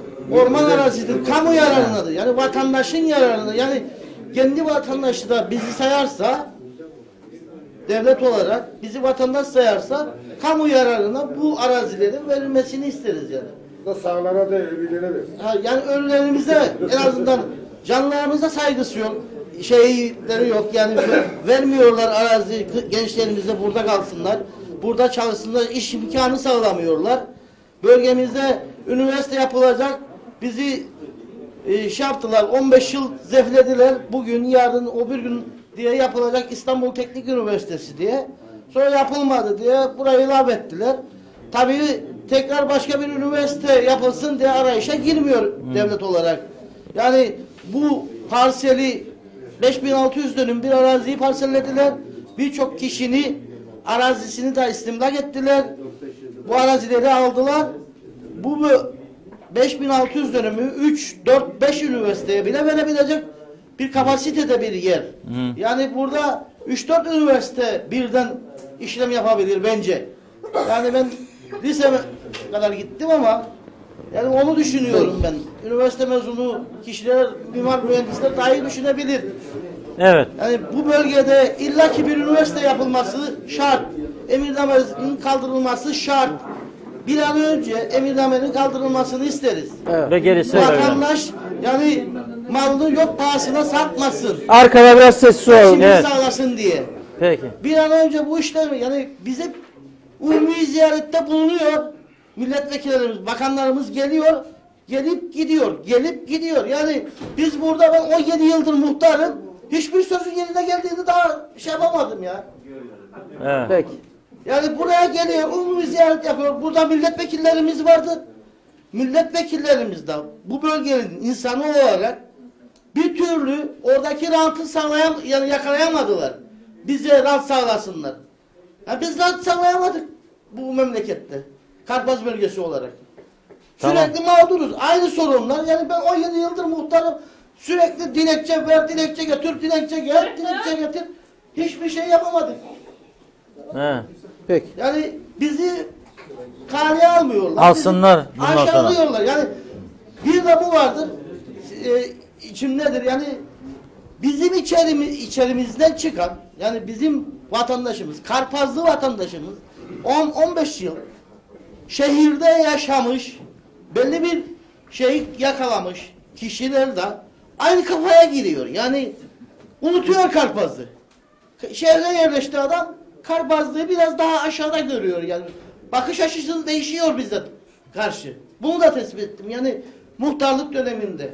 Yani belli dairelerde, belli görevlere gitmiş kişiler yeni toprağında yaşayan insanına yani kalkınması için, daha önünü aşması için, gelişen projelerden faydalanması için, elçiliğimizin yaptığı projelerden faydalanması için gözünü açmıyor. Yani bizim vatandaşımızın. Evet. Yani bölge milletvekillerimiz de birçok tabii yardım heyetimizin, elçiliğimizin birçok projeye, Avrupa Birliği'nin birçok projeye yardımları vardır. Ama bize Karpaz halkına yol gösterilmiyor. Bu konularda faydalansın. Küçük çaptadır. Bizim Karpaz halkı da borçlanmadan çok korkar. O yüzden büyük borçlanıp büyük iş yapamıyor. Evet. Ve gençlerimiz sürekli göç ediyor. Dışarıya çıkıyor. Yani yapamıyor bir şey burada. Sürekli göç oluşuyor. Köy nüfusu düşüyor. Okulu bir ay abim kapatmak ister çünkü öğrenci yok. Ben kırsal Yakın tut muhtar mikrofonu. Duyulmaz.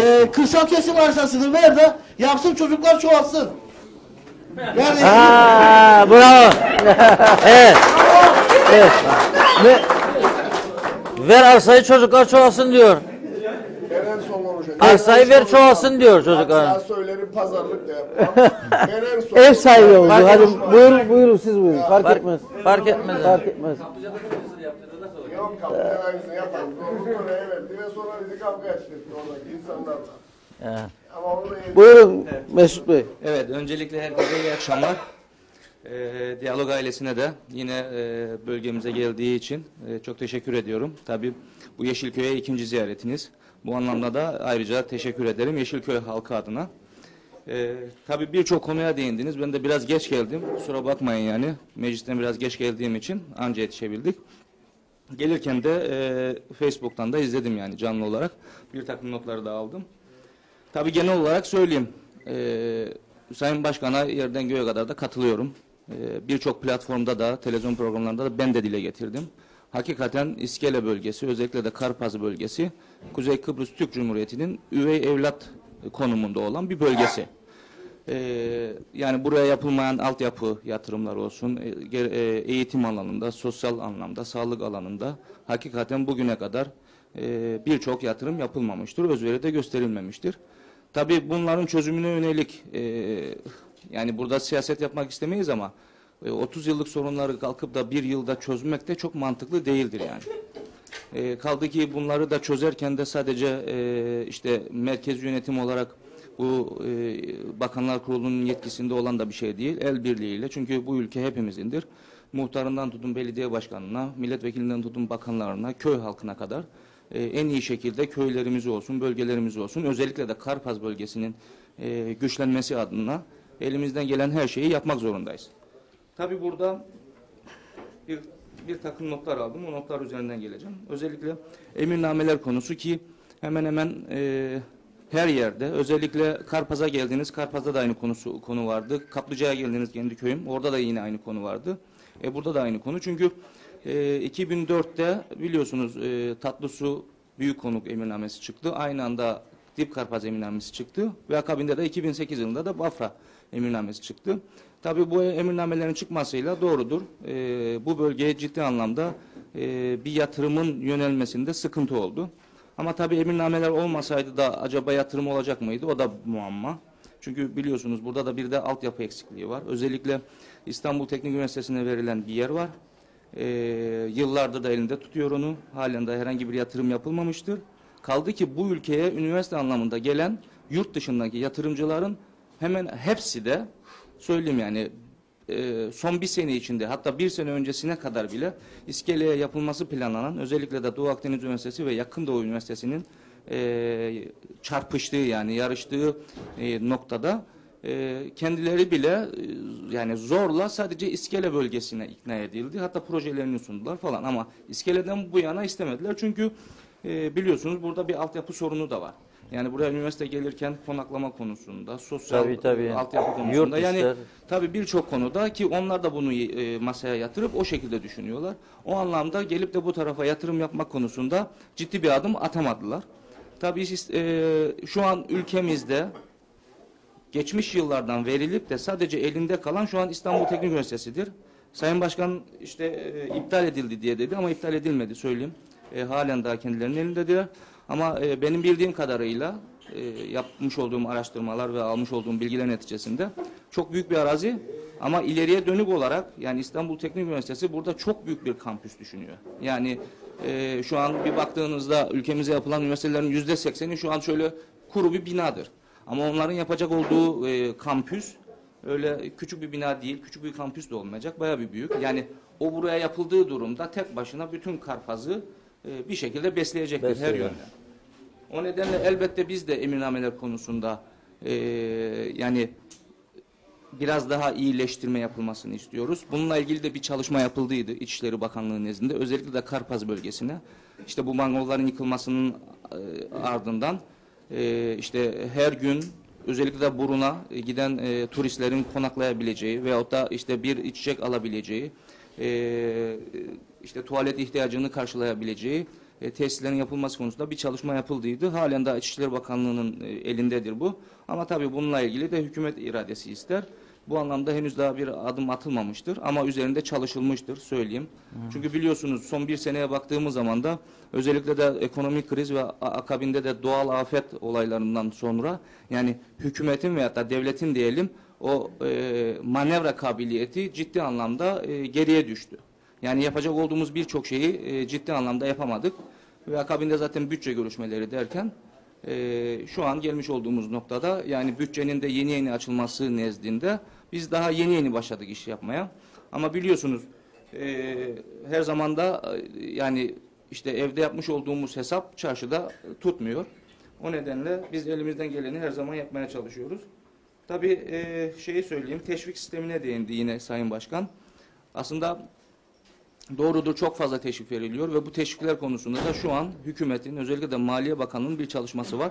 Ve bu teşvikler bundan sonraki süreçte zaten kısıtlamaya gidecek. Zaten bu yıllardan beri de Türkiye Cumhuriyeti ile yapılan protokol çerçevesinde teşviklerin kısıtlanmasını zaten talep ediyordular ama bugüne kadar yapılmadılar. Ama bundan sonraki süreçte bu teşviklerde bir kısıtlama yapılacak. Karpaz'a da teşvikler konusunda da zaten önceki yıllardan beri ayrı bir yani artı teşvik veriliyor zaten. Diğer anlamda arkada başka bir arkadaş söylemişti, yani asgari ücrete yapılan zammı iyi bulduydu. Tabii özel sektörde çalışanlar bunu iyi bulmaz. Yani daha yükseğini beklerdi. Tabii işverenler iyi buluyor. Tabii ama işveren ve işçi arasındaki o dengeyi de tutmak lazım. Ama şunu söyleyeyim, işveren anlamda da zaten bu ülkenin vermiş olduğu teşvikler var. Özellikle çalıştırmış olduğu çalışanların sigorta teşvikleri bakımından veyahut da Ekonomi Bakanlığı ve TC Yardım Heyeti anlaşması gereği verilen faizsiz veyahut da esnaf kredileri anlamında teşvikler zaten oluyor. Bir diğer konu... Vekilim, şimdi şöyle... kestim, tamamlayayım onu. Kusura bakmayın, demin heyecandan konuşamadım. Evet. Çok haklısınız, doğru söylüyorsunuz da ben devletten şu sorumluluğu yerine getirmesini istiyorum. Hükümet nasıl ki yasal prosedürü yerine getiren insanı boğazından yakalıyor, gününden itibaren faizinden alıyor. Bak, benim zamanında bir problemim oldu, şimdi eşek gibi affedersin yerine getiriyorum. Dönecek bu defa hükümet benimle rekabet edeni, hiç vergi ödemeyeni, düzgün beyan sunmayanı engellesin. Ben başka bir şey istemiyorum. Peki. Ne katkı istiyorum, ne kredi istiyorum, hiçbir şey istemiyorum. Tamam. Bunu yerine getirsin. Evet, devam edin sesi. Şimdi bir diğer konu ki hemen yanı başımızda olan bu yolun çökmesi konusu. Zaten gelirken de kim konuştuysa zaten hep bunu ele aldı. Geldikten sonra da birçok arkadaş bunu ele aldı. Biliyorsunuz ki Sayın Başkan da takdir edecek ki bu yolun çökmesinin hemen akabinde zaten bu yağışlar durmadıydı. Bir kere zaten bu yola müdahale edilmesi çerçevesinde bu yağışların durması lazım. İlgili zeminin de bir şekilde kuruması lazım. O şekilde zaten müdahale edilir. Yoksa onun dışında yer halen daha nemli veyahut da sulu iken oraya müdahale edilmesinin söz konusu olmayacaktı. O nedenle zaten gelirken de ben Sayın Bakanımızla da görüştüm. Ulaştırma Bakanımız Tolga Bey'le de gerekli bilgiyi de aldım. Bölgemizle ilgili zaten gerekli adımlar atılmıştır. Özellikle bu yolla ilgili de işte havaların biraz daha yağmur nezdinde durgunlaşması ve işte suyun çekilmesinin akabinde zaten buranın normalde projesi karayolları nezdinde yapılmıştır. Buraya yeni bir köprü, üzerine de yeni bir asfalt yapılacaktır. Evet. Ama yakın zamanda yani. Ama hava durumuna baktığımız zaman da yarından itibaren yine bir yağmur dalgası geliyor. Diğer taraftan da yine bölgemiz adına da genel anlamda bir tadilat projesi çıkmıştır. Bu da ihaleye verilmiştir. Yine bu da aynı şekilde yağmurlardan dolayı başlanamıyor. Akabinde bu yağmurlar bitmesinin akabinde zaten bu genel tadilat, yani iskeleden tutun ta Karpaz'a kadar gerek yamalama olsun, gerek işte bariyer konuları olsun, gerek tabela konusu olsun, ciddi anlamda genel bir tadilat projesi zaten gündeme gelecek. Onun dışında bölgemiz adına tabii Yeşilköy'deyiz ama İskele bölgesi olarak değerlendirdiğimizde Bafra ve İskele ana yolu zaten biliyorsunuz ki bir önceki firma battı ve bu bir tasfiye sürecine girdiydi. Biliyorsunuz ki tasfiye süreci bitmezden ilgili projeyi başka bir firmaya verilmesi söz konusu değildi. Ekim'in 2018 itibariyle tasfiye süreci bitti ve hemen akabinde de ilgili proje burada faaliyet gösteren bir firmaya verildi ki yani reklam olur mu olmaz mı bilmiyorum ama biliyorsunuz bu Erenköy yolunu yapan Taşyapı'ya verildi ve kendisi de yine aynı şekilde yani aşağı yukarı bir ay içinde bu yola da başlayacak. Tabii burada özellikle de şeye değindiler. Yani hükümetin veyahut da siyasilerin işte bölgeye sadece seçim zamanı geldiğini veyahut da sadece gelip gezip işte geri döndüğünü söylüyor. Şimdi bu anlamda ben bunu üzerime almam, söyleyeyim. Ben belki bir sene oldu seçilen bir milletvekiliyim. Ama söyleyeyim yani elimden geldiğince bölgeye zaten şey yapıyorum yani yardımda bulunmaya çalışıyorum. Gerek hükümet anlamında, gerek işte partimizden atanan bakanlar anlamında, gerekse münferit anlamında biz elimizden geleni yapıyoruz. Tabii biz göreve gelir gelmez de söyleyeyim yani direkt Ulaştırma Bakanlığı nezdinde aktarmış olduğumuz ve üzerinde durmuş olduğumuz birçok proje vardı. Özellikle Kaleburnu Sipahi Yolu. Ki bu da geçen sene yapılacaktı asfaltlanması olayı ki siz de biliyorsunuz bir döviz krizi yaşandı ve parası bile ayrılmasına rağmen döviz krizinden dolayı sadece projede aşağı yukarı 450-500 bin TL bir fark oluştu. Zaten döviz krizi de üstüne gelince şu an zaten iç kaynaklarından bunu ödememiz söz konusu değildi. O nedenle zaten bu proje aksadı ama bundan birkaç ay önce de zaten bunun ihalesi de verildi. İlgili firma da zaten başladı. Yani o konuda da zaten birkaç ay içinde de bu Kaleburnu Sipahi yolu da bitecek. Bunun dışında şunu da söyleyeyim. Özellikle ki bizim en büyük ayıbımızdır. Yani Kıbrıs Türk turizmi açısından en büyük ayıbımızdan bir tanesi de Karpaz ve Burun yolu. Yani her gün orada ortalama minimum 15-20 tane otobüsün geçmesi ki bu kış aylarında, yaz aylarında çok daha fazladır. Hakikaten çok kötü bir yol. Yani belki de 30-40 yıllık bir yoldu. Geçenlerde yamalanması yapıldı ama orası tamamen daha geniş ve sıfırdan bir yol gerekiyordu. Onunla ilgili de proje yapıldı ama finansman konusunda gerekli finansmanı kaynağı bulamadığımız için bunun ihalesi yapılamadı. Ama projesi şu an hazırdır. Biz zaten göreve gelir gelmez bunu sürekli gündeme getirdik ve gündeme de aldık bunu. Onun dışında özellikle Gelincik ve Kurova'ya kadar olan ana yol çok kötü. Onu da gündeme getirdik. Akabinde Ziyamet'in ilk girişi onu da gündeme getirdik. Onlar da hep ele alındı. İşte Çayırova, İskele yolu bunlar da. Kurova'dan sonra Kaleburnu Dik Karpaz'da var. Peki. Yani Kurova'ya kadar da ön yoldaki şu Tamam. önünü görünce affedersiniz önümde bu alkol alıp sarhoş mu gidiyor dedim. Çünkü çukurlardan kaçmak için yanlış anlamayın. Abi tamam. Şimdi şunu söyleyeyim. Keşke elimizde öyle bir imkan olsa da ülkemizin bütün yollarını aynı anda hemen yani bu şey için yani geçerli bizim değil. Sizin için Lefkoşa'ya gelseniz bambaşka. Tabii elzem yani. olan Rezil bir projeleri durum. söylüyorum yani ve bunlar da hepsi de gündeme alındı. Kaldı ki bunları da gündeme alırken de işte arkadaşlar söylüyor ya siyasiler buraya gelmiyor. Söyleyeyim bu projeler gündeme alınırken Sayın Bakan özel kalemiyle, müsteşarıyla, Karayolları Dairesi Müdürüyle, Trafik Müdürüyle ve hepsiyle birlikte gelip bizzat kendisi gezip kendisi yerinde gördü ve öyle gündeme aldı. Yani o nedenle elbette bizim elimizde olan imkanlar çerçevesinde biz elimizden geleni zaten yapmaya çalışıyoruz. Ama elimizde olmayan imkanlardan dolayı da yani çok bir şey beklemek zaten pek gerçekçi de olmuyor. Proje üretilse ve Türkiye'den Tabii. isterse Şimdi olmaz mı bu? Ona söylediler. Mesela geçenlerde bir haber daha çıktı. İşte özellikle de yani ismini de anacağım. Faiz Bey. İşte kürsüde söyledi. İşte şu kadar hibenin şu kadarı kullanıldı falan. Evet. Ya bu tamamen gerçek dışıdır. Şunu söyleyeyim. Bir kere Türkiye'de bir yönetim değişikliği oldu. Yani Haziran'da bizdeki yerel seçimler zamanında ve yönetim değişikliği olduktan sonra daha önceden Başbakanlığın altında Kıbrıs işlerinden sorumlu bir bakanlık vardı ve işte bu para akışı olsun, hibe akışı olsun bunlar veya da ilişkilerimiz olsun hep bu bakanlık üzerinden oluyordu. Ama Türkiye'de başkanlık sistemine geçer geçmez KKTC'den sorumlu bakanlık ve başbakanlık askıya alındı. Tamamen ortadan kalktı ve ortada bir yönetim boşluğu oluştu. O nedenle ve bu yönetim boşluğunu doldurana kadar da aradan 4-5 ay geçti. Ve biz bunun çok büyük de ceremesini çektik. Ne yönden? Para akışı buraya olmadı. Biliyorsunuz ki Türkiye Cumhuriyeti her sene buraya belli bir miktar hibe, belli bir miktar da kredi veriyordu.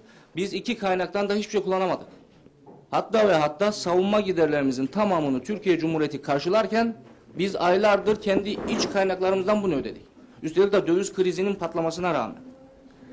Yani o nedenle 2018 yılına baktığımızda ciddi anlamda biz hem ekonomik yönden yani çok zorluklarla karşılaştık ama Allah'a şükür de bir şekilde açtık onu. Tabii ama ciddi anlamda da yatırımlardan da biraz geri kaldık. Son olarak şeye değineceğim. Bölgemizde şu an tabii bölgemizle alakalı bir şey değil ama bizim ülke olarak genel bir sorunumuzdur. Yani yıllardan beri aşağı yukarı 40-45 yıldır Karpaz bölgesi ve İskele bölgesi özellikle eğitim, sağlık ve işte sosyal altyapı anlamında dedi ki üvey evlattı ve 2. sınıf muamele görüyordu. Buna bir yenisi daha eklendi. Bu da adalet ve yargı konusunda. Özellikle de ismini de verdiniz Kemal hocamız. Zamanında İskele bölgesinin mülki amiri yani kaymakamıydı. Ama şu an kendisi biliyorsunuz Hamitköy'de cezaevinde. Yarın da mahkemesi var. Bugün de ben bizzat gittim, kendisini de gördüm. Tabii selam da gönderdi bütün bölge halkına, onu da söyleyeyim. Tabii bunu biz hiç istemezdik. Bir kere burada yargının vermiş olduğu bir karar var. Tabii oradaki suç mahkeme kararına işte uymama konusuydu. Ama tabii bu konuya baktığımız zaman bugüne kadar bu ülkede bunun yani onlarca örneği olmuştur. Ama herhangi bir adım atılmamıştır. Tabii ilk defa örneğini burada gördük. Tabii bu Karpaz ve İskele bölgesinde yapılan ayrımcılığın veyahut da işte üvey evlat muamelesinin bir yenisini daha gördük ki kaldı ki her zaman diyoruz ki yargı bağımsız olması lazım. Herkese eşit olması lazım. Ama burada gördük ki hakikaten bağımsız değil veya da herkese eşit değil. Karpaz'a gelince herhalde bu adalet kavramları işliyor ama başka yerlere gelince işlemiyor. Çünkü buna çok büyük bir örnek vereceğim. Yani burada Biray abi de burada ama özellikle de Gönyeli Belediyesi'nin yapmış olduğu üst geçit alt geçit projesinde bir kere geçen sene ara emri olmasına rağmen hiçbir şekilde mahkeme kararını ciddiye kale almayıp o yolun inşasına başladılar. Ve o yol şu an bitti, sadece asfaltı kaldı. Şimdi Kemal Bey'le şu an Gönyeli Belediyesi'nin işlemiş olduğu suç aynı suçtur. Eğer ki buradan bütün kamuoyuna da sesleniyorum, adaletimize de yargımıza da sesleniyorum. Eğer ki hakikaten Kemal Yılmaz olayında haklıysalar yarından tez Gönyeli Belediyesi de aynı suçu işlemiştir. Gerekli işlemler de kendisine yapılması lazım. Eğer bizim yargımız diyorsa ki biz şeffafız, eşitiz, o zaman göreceğiz onu. En azından şu an kamuoyunda adaletimize karşı, yargımıza karşı ciddi anlamda bir güven kaybı var, bir endişe var, bir şüphe var. Bunlar da ortadan kaldırılıyor. Bunları savcılık götürüyor değil mi ama? Tabii. Bu davaları mahkemenin gündemine savcılık götürüyor. Evet. Başsavcıyla da zannederim Kudret Bey'in birkaç daha görüşmesi oldu. Yani bu konuları gündeme gelmesi gerekmiyor. Yani başsavcıyla görüşürken bu konular gündeme gelmiyor mu? Şimdi geliyor. Hatta bundan 2-3 hafta önce. Bir de siz mesela, ben size de mesela Biray Bey'e de söyleyeyim. Ben başka arkadaşlara da söylüyorum. Artık bu ülke öyle bir noktaya geldi ki yani bu işler eğer böyle oluyorsa, bu vatandaşların büyük bir kısmı bu kadar eziliyorsa, siz milletvekili bir şeyler yapacaksınız. Yani üstünüze benzin döküp yakacaksınız ceketinizi mesela. Yani artık madem sizin konuşmalarınız dinlenmiyor, bizim söylediklerimiz, yazdıklarımız, çizdiklerimiz dinlenmiyor. Bu kadar adaletsizlik. Bak şimdi bu insanlar burada. Biraz önce bahsettiğim mezarlık yok. Bana göre bu iş 100.000 liralık bir iştir. Bir köyde bir mezarlık yapma. O bir taraftan elektrik kurumunun 10 milyon euro fazladan yutma meselesini konuşuyoruz. 10 milyon euro fazladan. Ama gene bir şey yok. Gene suçlanan biri yok. Gene soruşturma yok. Gene yargıya taşıma yok bu konuları. Şimdi yani 10 sene evvel de böyleydi. 20 sene evvel de böyleydi. Bugün de böyle. Şimdi siz yeni milletvekilisiniz ama siz de bir şey değiştirme için girdiniz. Ben bakıyorum siz de çaresizlik içindesiniz şu anda. Çare yok. Zaman da geçiyor. İnsanlar bakmam olmuş durumda. Lefkoşa'da yol mu var? Şimdi siz yol dediniz. Bizim Lefkoşa yol mu var? Ben 3 ayda bir tekerlek değiştiririm. Lefkoşa'da yol yok. Hiçbir yerde yok. Şimdi daha etkili mücadele lazım Mesut Bey. Reşat Bey, şöyle bir durum var. Mesela diyorlar ki işte yargı bağımsız diyorlar, müdahale edilemez diyorlar. Tamam da mesela bundan sizin de dediğiniz gibi özellikle ilk defa biz mal beyanlarını açıp bunların incelemesini yaptık. Hatta bir vekilimizin de dosyasını savcılığa gönderdik. Şu anda meclise geldi dokunulmazlığın kaldırılması konusunda. Yani biz ciddi anlamda bir atılım yaptık ama bunların gecikmesi konusunda da tek başınıza ve sadece yolsuzluk dosyalarının da ne durumda olduğunu sormak anlamında da mesela Kudret Bey işte ilgili savcı arkadaşı da çağırdı, bilgi aldıydı. Şimdi çağırdık, suçlu olduk. Niye çağırdık? İşte adalet ve yargı bağımsız değil mi diye bizi yerden yere vurdular. Olmadı. Özellikle de ana muhalefet tarafı. Ama diğer taraftan da çağırmadığımız zaman işte şu an sizin Görünüyor dediğiniz ama. gibi halk ya da kamuoyu da yine bize hesap soruyor. Niçin yolsuzlukların üzerine gitmiyorsunuz diye. Ama şimdi iki türlü de olmuyor. Yani gidelim mi gitmeyelim veyahut da biz siyasiler olarak bunların da peşine düşmeyelim. Gideceksiniz. Gideceğiz tabii. Sonuna Mesela kadar gideceksiniz bunun. özellikle de yargı niçin sınıfta kaldı diyorum. Ki sadece yargı da değil, polis de sınıfta kalmıştır. Geçenlerde Maliye Teftiş Kurulu veyahut da işte Başbakanlık Denetleme Kurulumuz da var. Maliye Teftiş Kurulu'nun yapmış olduğu 23 kurum denetlemesinde 21 tanesinde yolsuzluk çıktı. Bu çok büyük bir rakam. Yani bu ülke o zaman göçmüş demektir kurumların Tabii nezdinde. temiz çıkan yok Ama demek. bir dosyada şu an sonuçlanmadı. Yıllardan beri bekliyor. O nedenle bizim Sayın Kaymakamın dosyası bir anda sonuçlandı. tabii Ha, bu işte çok bizim de savunduğumuz nokta şudur. Önce bu ülkede polis de işini yapacak, zamanda bitirecek. Akabinde de yargı da hemen zamanda işini bitirecek ve bu ülkede bir takım şeylerin değişmesi, köklü değişimler bu şekilde başlayacak. Benim tek diyeceğim budur. Herkese teşekkür ediyorum. Evet, sağ olun. Verirseniz yan tarafa. Evet Bilal Bey. Otomobili yakacaksın meşesin bahçesinde, sen bu iş düzelecek. Otobüsü şey olmaz. götüreceksin Karpaz'dan. Olmaz abi. Miray Bey'den önce bir söz hakkı istedim. Yalnız Yok. çok kısa olsun şu. Vakti doldurduk, Miray Bey'le bitireceğiz. Yok, muhtar. Kaleburnu yolu için yapılan çalışmalardan dolayı köy muhtarı olarak bizim Sipahi'ye ulaşımı bugünlerde sağlayacakları için Miray Bey ve Tolga Bey'e bu arada unutmuş olduğumuz bir konu olduğundan dolayı şu anda belirtmek isterim basın yoluyla ancak kısa olduğu için acı bir gerçeği daha sunmak isterim. Bu yağışlı günlerde, geçmiş günlerimizde Kaleburnu'nun yamaç olmasından dolayı düşen bir nenemiz, Kaleburnu'da bundan 30 sene önce sağlık ocağı olmasına rağmen bugün yok. 30 sene önce vardı. Erenköy, Kaleburnu'nun yamaç olmasından dolayı düşen bir nenemiz, Kaleburnu'da bundan 30 sene önce sağlık ocağı olmasına rağmen bugün yok. 30 sene önce vardı. Erenköy'e kaldırdık. Orada film çekilecek diye Vakosa Hastanesi'ne gönderildi. Oradaki tespit tabii röntgeni çekilir. Tespit kırık. Kırık olduğu için diyor ki oradaki görevli arkadaşlarımız Kaleburnu'ya gideceksin. Yarın sabah 8'de buraya geleceksin. Doktor yok.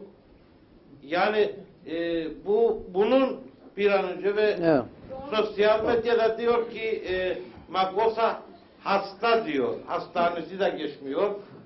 Hasta artık hastanemiz bile hasta olmuş durumda. Evet. Bravo. Verelim muhtara. Evet, vereceğim muhtarımıza bir zahmet. Hadi muhtarım.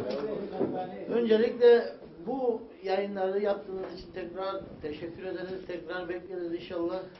Başka bir zamanda gene bir program yapmanızı dileriz bölgemizde. Kolu gaz ekmeye gelecek birlikte. Fidanları İnşallah. ben getireceğim.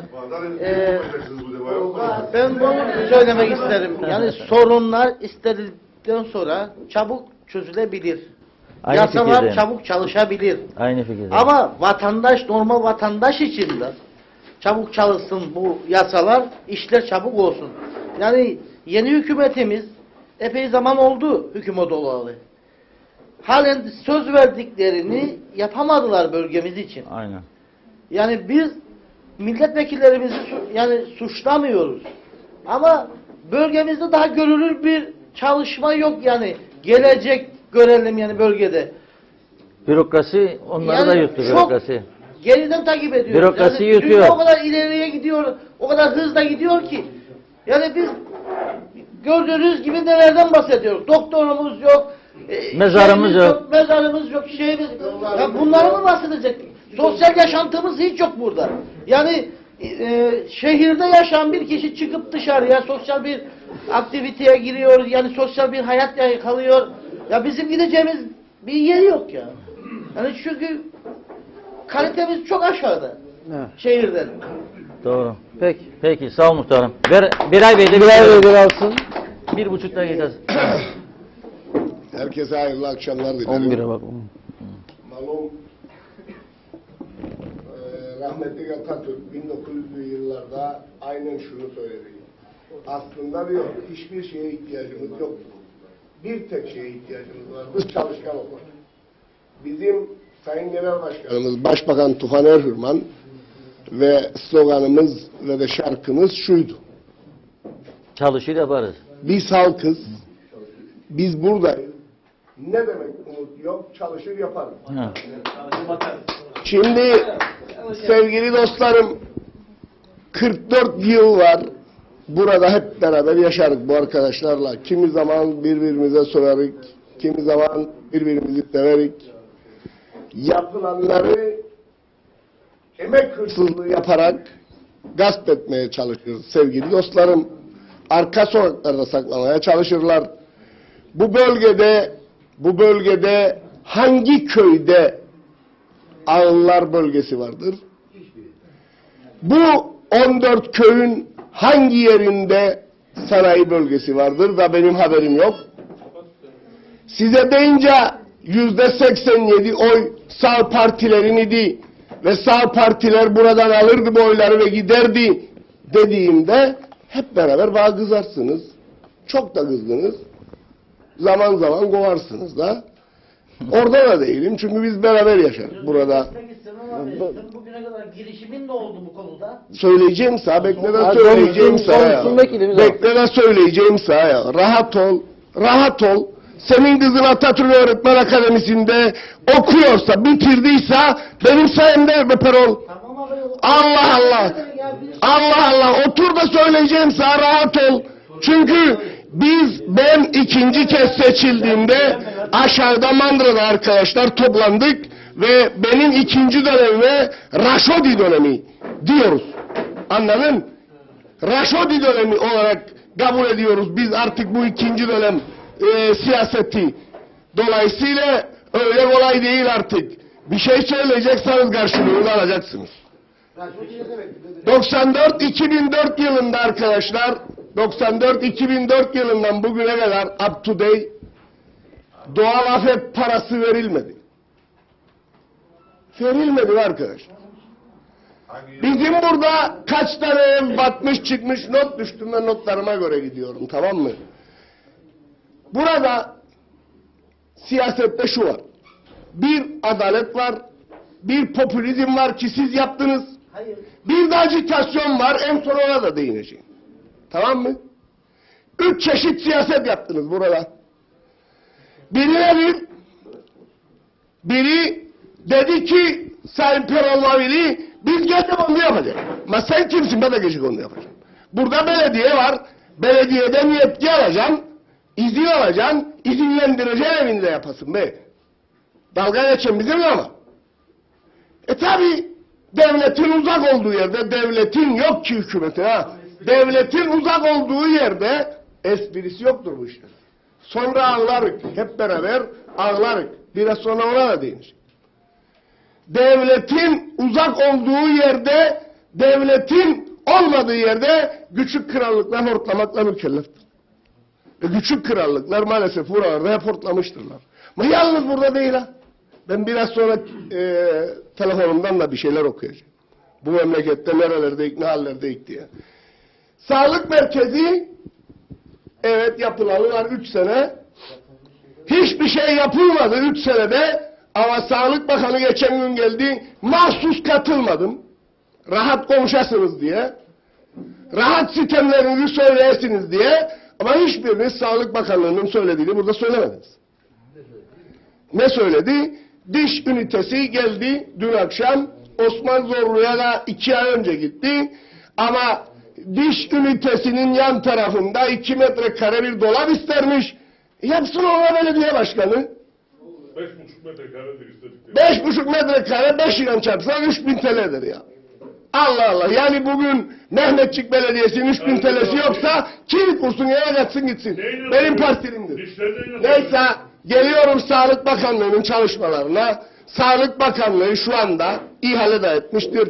Röntgen cihazı da gelecek. Fizyoterapist de gelecek. Diş doktorumuz zaten Şinasi Bey'in gitmesiyle Yasemin Yasak geldi. Ama küçük krallıklar tarafından taciz edilmektedir. Gideceğiz orada. 2'de 1'de bakana ulaşmaktadır zaten özelden. Diyalize gidenler için herkese diyaliz yapılamaz, verilemez. Her yerine sağlık merkezi yapılamaz arkadaşlar. Allah Allah, yani her köye bir sağlık merkezi yapılacak yani. Ya biraz sadede gelin, biraz doğruyu görelim ki ne istediğimizi bilelim ya. Tarım Bakanlığı gece gelmiş. Gece geldiyse bile ne oldu? D6'yı sağa gönderdi. 15 gün var buradadır D6. D6'yı sağa gönderdi. Belediyeye gönderdi. Ama süren yok, şoförün benim becermez sürsün. Kim becermez? Kim becermez? Benim bir kuradaşım ama daha güzel yapar. Neyse ya. O zaman kardeşciğim bak sana söyleyeyim. Biz bir yılda biz şoför almadık. Geçmiş programlarda söyledim, Sayın Akar, siz de şahitsiniz.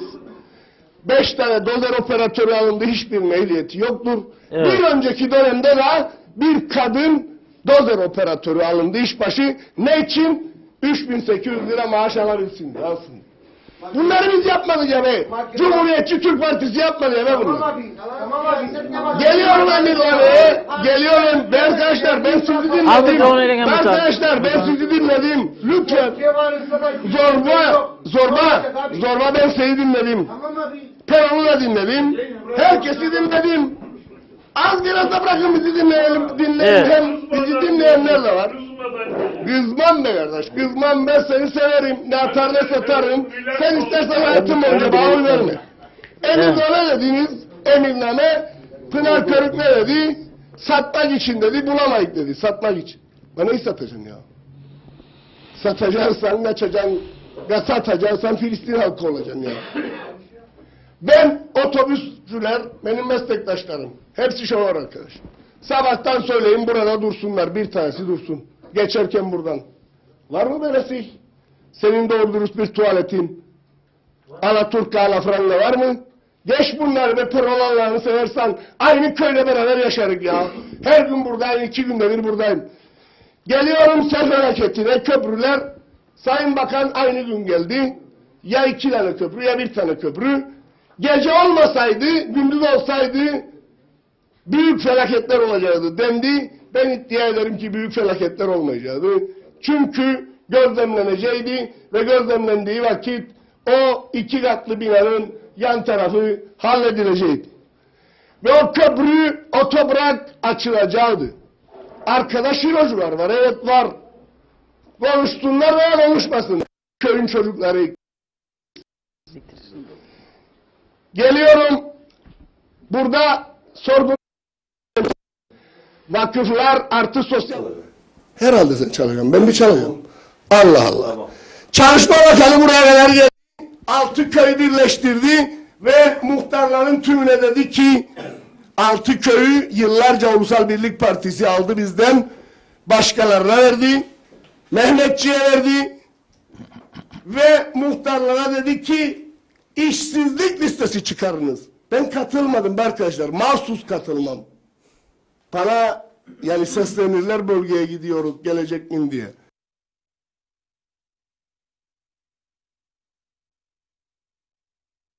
Katılmadım arkadaşlar. Mahsus katılmam. Bana yani seslenirler, bölgeye gidiyoruz, gelecek mi diye. Ben gelmem. Ben isterim siz dertlerinizi anlatasınız, söyleyesiniz. Yok, alakası yok. Benden ne korkacak? Ben meclise gitmezsem pazartesi günü 26 yoktur ve şey olmaz. Meclis açılmaz. Osman Zorlu, sen bunu anlayamam. Çünkü Galatya kafası taşın, anladın? Hikayenin bunları. Şimdi sürekli ezileceğiz. arkadaşım, bak arkadaşım, sana dedi mi işsizlik listesi çıkart dedi mi Çalışma Bakanı? Çıkarttın mı? Bugün oldu, çıkarttın mı? Hangisini yaptılar? Cumartesi günü Sağlık Bakanı buraya geldi ve genel bir bilgilendirme yaptıktan sonra eski sağlık merkezini de kadın sığınma evi, yaşlı bakım evi diye gündeme getireceğini söyledi. Gelelim Erenköy Lisesi'ne. Rıza Bingöl yoktur, buralarda değil. Rıza Bingöl benim yönetim kurulunda bulunan bir arkadaştı. Gene Fesih Güler'i, gene 3-5 arkadaş bu köyden. Biz 5 yılda 850.000 TL para topladık. 12 milyon ihale bedeli işler yaptırdık. Bunu söyleyen Milli Eğitim Bakanlığı'ndaki inşaat birimidir. Atay Çoban'dır Çatos köyünden. Fuat Çelebi'dir Zotya köyünden. Bunu onlar söyler. Allah Allah. Dolayısıyla evet bize çok iş düşer ama bize iş düşer. Desem size muhtar nerede deseyin yazılı kağıdın söylemiş bir aya göksün diye. Bir aya söyledi, bir yer verdiler bize ters tarafta. Eski köylüler der ki olmaz, yani mezarlık ana yolun üstünde olur. Dolayısıyla doğan sorunlar tabii ki. Gelelim, kooperatif 400 bin lira zarar etti. Ama yanlış ama doğru. Kim izin verdi? Derenin içine ev yaptık. Kim izin verdi? Köprüyü kapattık. Kim izin verdi? Herhalde biz değiliz ya. Gelelim üniversitelere. Bugün Bakanlar Kurulu'nda 3 tane üniversite var. Hatta şeyleri değil, komitededir, meclistedir. Eğer İskele bölgesine yapılacaksa izni verilecek. Gelelim orman arazisine ama oraya gelmeden Supacı yolunu yazmışım. Supacı yolu için bir çalışmamız vardır. Yol biterken, tabii bunu Tolga Atakan Bey'e de söyledim. Yani o şeyden, çemberden, köyün içine gelen yere kadar elektrik kurumuna çizdirdik. Hazır vaziyette bekler. Maddi gücümüz parti olarak veya hükümet olarak veya devlet olarak nereye kadar yeteceğinden emin değilim. Tamam mı? Onu da elektriklendirerek işte başta Aytekin John bizim arkadaşımız, biraz da meslektaşımız sayılır çobanlıktan. Dolayısıyla şunu söyleyeyim, bizim bu konularla ilgili çalışmalarımız var. Beklerdim, diyesin Sayın Muhtar, bizim orada 5000 yıllık bir mağaramız var. Bununla ilgili bir projemiz var. Gündeme getirilmedi. Ben tam 5 tane ekip getirdim. Her seferinde birilerini getirdim. Evet yol gidemedim, kat edemedim. Gidemedim. Ben ne isterim sonuç? 44 yıl var, neredeydin sen? Sonuç 44 yıl neredeydin? Sen 44 yıl neredeydin? Bu memlekette İskele Karpaz'da %87 oy vardı. %87 oy vardı. Bir ayın seçilmesiyle insanlara özgüven geldi de Cumhuriyetçi Türk Partisi bir aysız veya öndersiz 1,5 milletvekili çıkarabilir konudadır. Hikayemiz burada değil. Gelelim orman dairesinde, orman arazisine sana cevaplarım diyerek az daha rahat bekle. Şimdi arkadaşlar orman arazisine yapılan ağıllar. Be adam, gerçekten koyun öyle elinizi vicdanınıza ve alın bu mikrofonu ve söyleyin. Neredeydi be bu izni veren? Neredeydi Şaban ahır yaparken orman dairesinin sorumlusu neredeydi be? Bittikten sonra orman dairesinde Kaleburnu'nda Sayın Akar bitti binalar var 15-20 sene. Sen söyle Bikyavlici Kemal dayı, Kavalcı Kemal dayı, Ada TV'nin büyük aktörü Kemal abi sen söyle. Kaç zaman var Tuncay Sarı'nın mandırası var? Lütfen söyler misin? Ha? Orman arazisine 74'ten sonra ahır yapmışlar.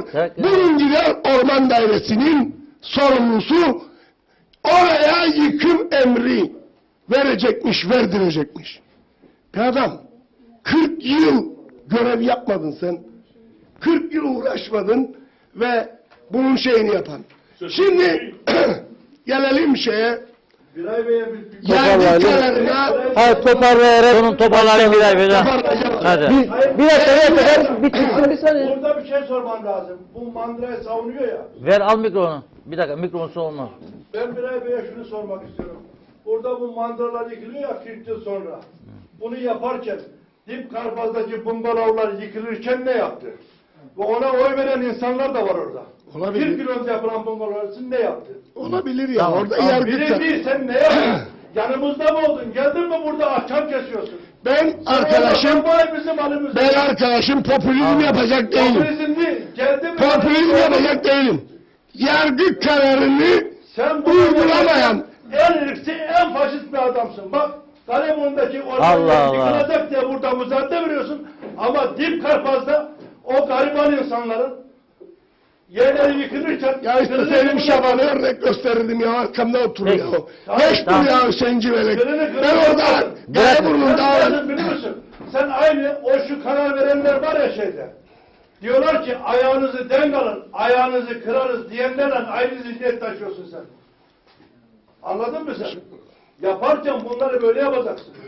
Evet peki. Bitirsin. Sayın Akar.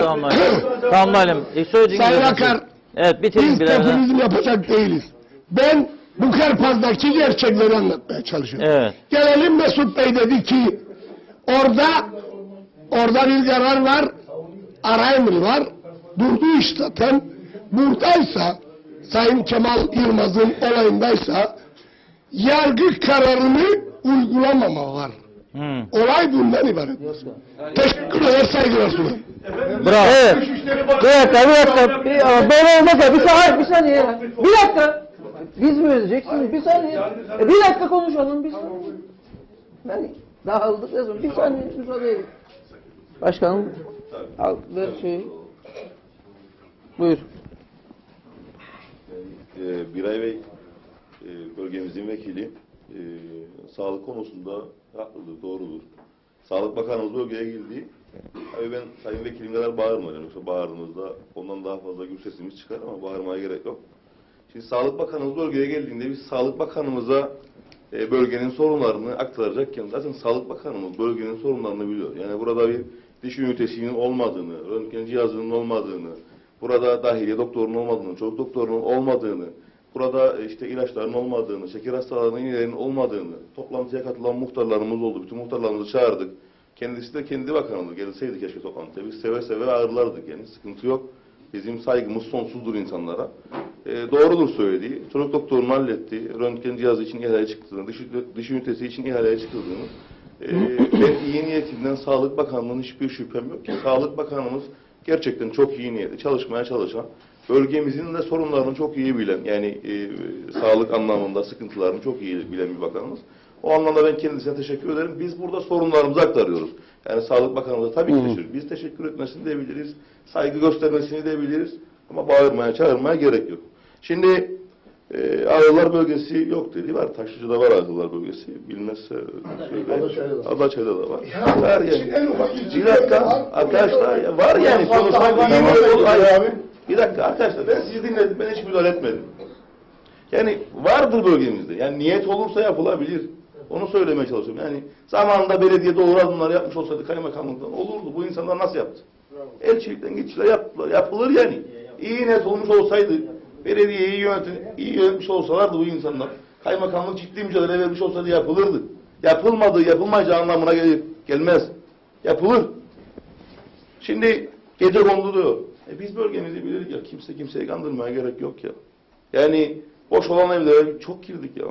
Bölge olarak. Ne yapsın ya bu insanlar? Devlet sahip çıkmaz. Kırsal kesim verir. Yol yok, elektriği yok, altyapı yok. Yani ne yapsın yani bu vatandaşlar ne yapsın? O anlamda yani muhtarım burada bir espri yaptı. Çok basit bir şeydir ya. Bu ilgili şeyi de bilmezse söyleyeyim kendisine sayın vekilime. Yani ilgili makam da kaymakamlıktır, belediyeler değil. Biz bas bas bağırıyoruz. İmar yetkisini belediyelere aktarsınlar diye. İçişleri Bakanımıza bunu söylüyoruz. İmar yetkilerinin belediyede olması lazım. Türkiye'de bu böyledir. Avrupa'da böyledir. Bize soruyorlar. Ya Sayın Başkanım, sizin elinizde belediyede var mı diyor taşınmaz? Dalga mı geçin diyorum biz. Benim elimde ne taşınmaz? Bizde burada İSKAN var, İçişleri Bakanlığı var. O da siyaset tarafa çevirir. Adamlarına göre çevirir. Normalde bu işler belediyelerde olur ve belediyeler yönetir. Kendi bölgesini belediyeler yönetir. Parkını, yerini, okulunu, kiralayacağı yerleri, iş yerlerini belediyeler belirler. Gidin bakın. Belediyelerin elinde araştırın ya. Bir vekil olarak bakın. Siz de bakın sayın vekil. Belediyelerin elinde ne kadar taşınmaz mal var. Bunlara bakın. Bunlar olmasa zaten belediyeler nasıl kendi varlıklarını sürdürebilecekler? Dolayısıyla adamlar yerel yönetimde uzmanlaştı artık. Biz artık çağ atlamamız lazım. Ben bunu Sayın Bakanıma söylüyorum. Bu anlamda yani gecekondu anlamında belediyenin inanın biliyor musunuz belediye müdahale edemez. Kaymakamlık ancak müdahale edebilir. Ve ancak kaymakamlık imar yetkisi verebilir. İnşaat iznini planlamadan alır.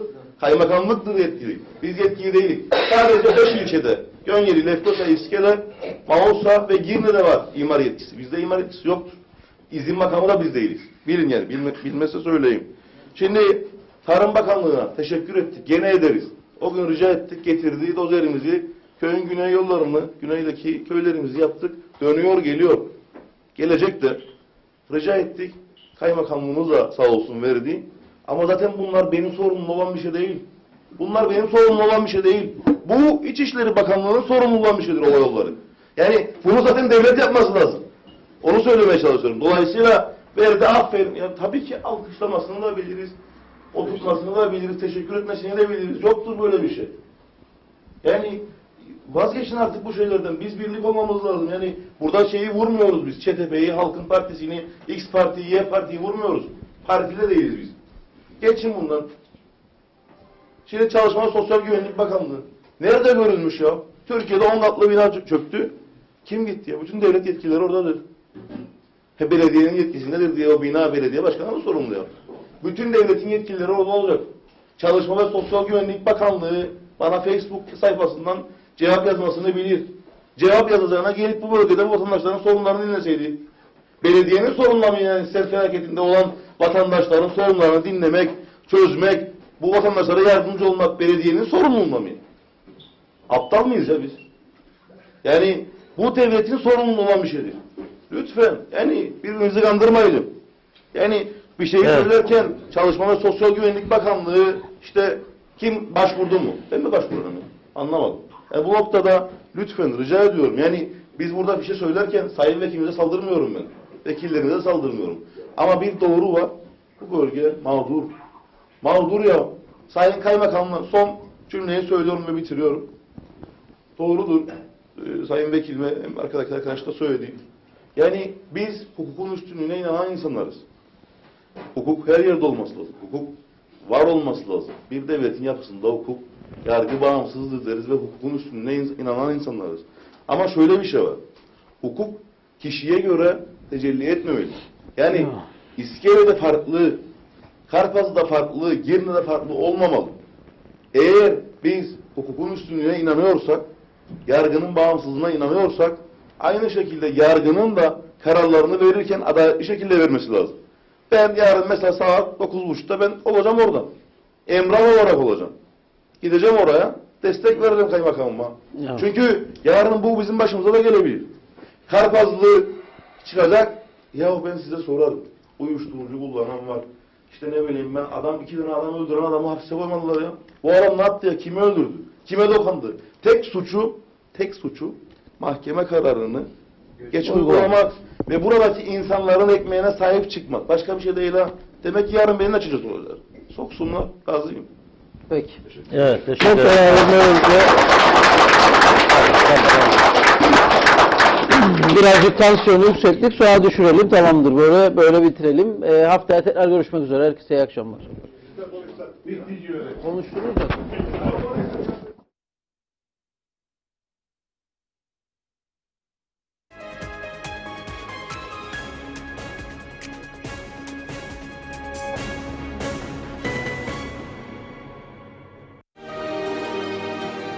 Yollarda güven, ülkede huzur istiyoruz. Polisimizden daha çok denetim, sürücülerden dikkat bekliyoruz. Başka ocaklar sönmesin. Diyalog Medya Grubu.